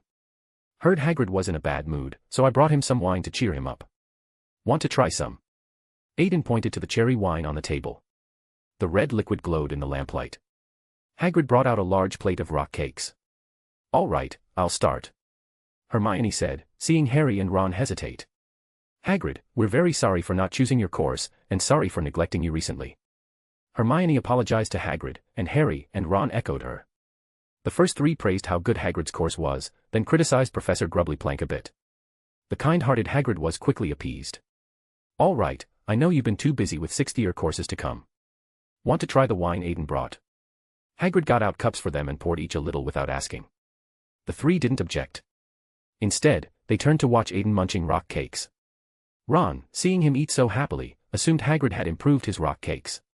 He picked one up to try, but nearly chipped his tooth. The other 2, seeing this, quickly pulled their hands back. After 3 rounds of drinks, all 4 were somewhat tipsy. All right, Hagrid, tell them the real reason you've been upset lately. Aiden asked Hagrid. Though he already knew the reason, he needed Hagrid to reveal this to the trio. The strong alcohol had loosened Hagrid's tongue, and he was soon sobbing at the table. It's Aragog. For years ago, he was severely burned by some creature. I've tried my best. Now his injuries are getting worse.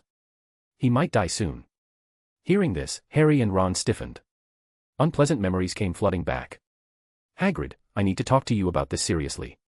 Do you realize how much damage breeding acromantulas in the Forbidden Forest has done to the ecosystem? And you're a researcher of magical creatures yourself. I shouldn't have to tell you the harm of letting the spiders multiply like this through human interference. Aiden gestured toward the forest with his wine glass, showing no remorse despite being the one who'd caused the problem. Harry and Ron were astounded by Aiden's audacity. He'd caused the problem, yet he could lecture Hagrid with a straight face. Sorry, but those are Aragog's descendants. Sometimes I really can't help it. Hagrid curled into a ball, squirming. He looked like a large stuffed toy. Because you've been caring for them, some spiders that should have been eliminated by the forest survived and bred extensively. I recently received reports from the centaurs that spiders tried to hunt unicorns. Hearing Aiden's words, Harry turned in surprise. Centaurs. For certain reasons, I reached an agreement with the centaurs. They'll help us oppose Voldemort. Only we know about this. Don't tell anyone else, Aiden emphasized. Harry looked worriedly at Hagrid but found he'd already fallen asleep on the table. Okay, we'll keep it secret. Harry nodded. Satisfied, Aiden gave a nod. All right, Hagrid's mood seems much better. I'll head back. Aiden picked up his hat from the table, pushed open the door, and left. Harry, Ron, and Hermione looked at Hagrid sleeping on the table and exchanged glances. What about Hagrid? Ron asked. Let's carry him to bed, Harry suggested. The three barely managed to carry Hagrid to his bed, cursing Aiden the entire time. They continued grumbling about him as they made their way back to Gryffindor. On the way back, they encountered Horace. Oh, look who it is, our potions prince, Horace said, spotting them and coming to chat with Harry. Good afternoon, Professor, Harry said politely. What good fortune. I wonder if I have the honor of inviting you to our evening gathering. Horace extended an olive branch to Harry. Very sorry, Professor. I have detention with Professor Snape tonight, Harry declined. Oh, I'll speak to Severus and see if he'll excuse your detention, Horace persisted. All right, then I'll wait to hear from you, Harry responded. The encounter before the castle was brief. Afterward, Horace did go find Snape to plead, but this was Snape. Clearly, Professor Snape flatly refused Horace's request. Meanwhile, Draco, now accustomed to the personal terminal, received his first task. Come to the West Tower. A line of text appeared in Draco's peripheral vision during class, making him feel like he was being coerced into something he shouldn't do. After asking Professor Flitwick for leave, Draco made his way to the West Tower. The Harry trio, having just said goodbye to Horace, spotted him. Spotting the suspicious-looking Draco, Harry immediately perked up. He left his two friends behind and followed. However, Harry's tracking skills without the invisibility cloak left much to be desired. Draco deliberately led him into a very long corridor and doubled back at the corner, running right into the three with nowhere to hide. Gryffindor sixth-year studies must be too easy if you have time to tail people, nosy Potter. Outnumbered 3-1, Draco still didn't hold back. Ron immediately wanted to pull out his wand to hex him, but was stopped by Hermione. We just happened to be passing through. Why would you think we're tailing you? Unless you joined some dangerous organization and have a guilty conscience.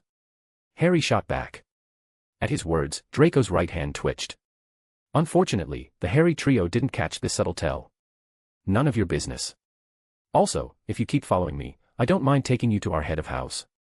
Draco issued the threat and turned to leave. At the West Tower, Aiden sat on the top steps.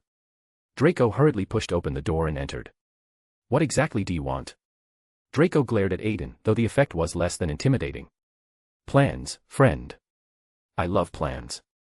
Successful plans, failed plans, ongoing plans, plans still being prepared.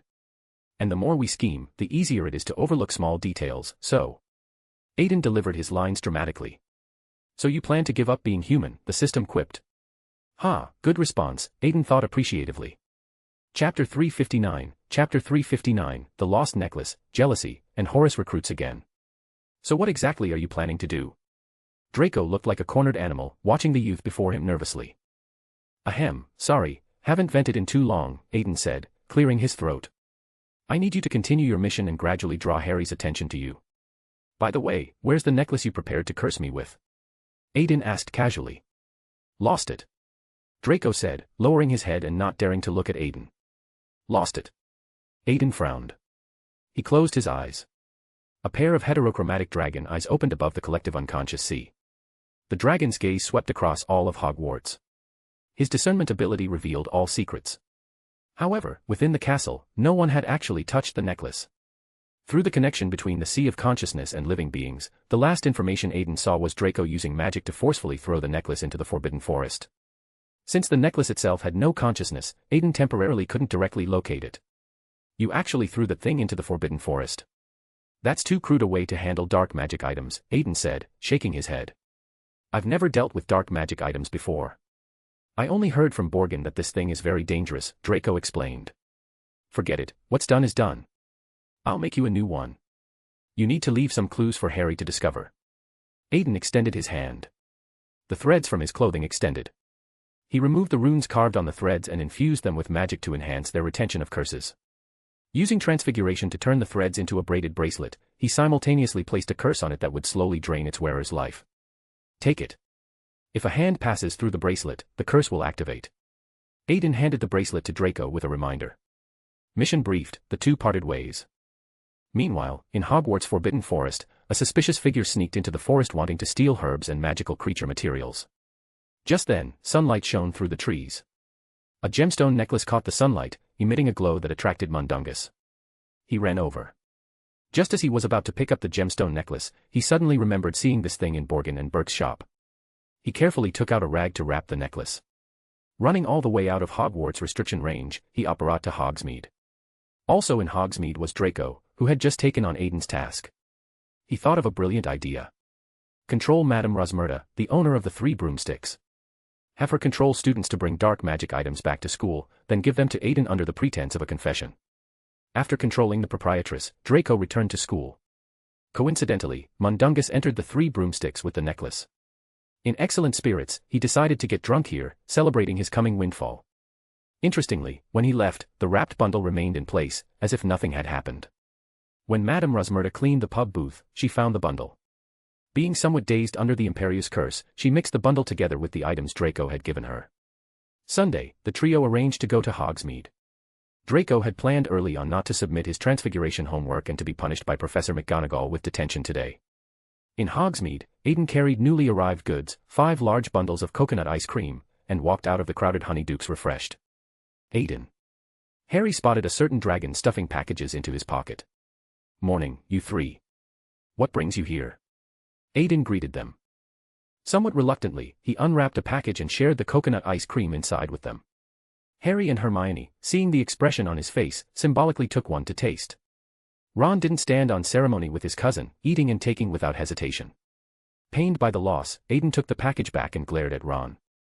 Most shops in Hogsmeade are closed. We originally planned to spend an afternoon at Honeydukes. Hermione hesitated, having already seen the packed scene inside Honeydukes.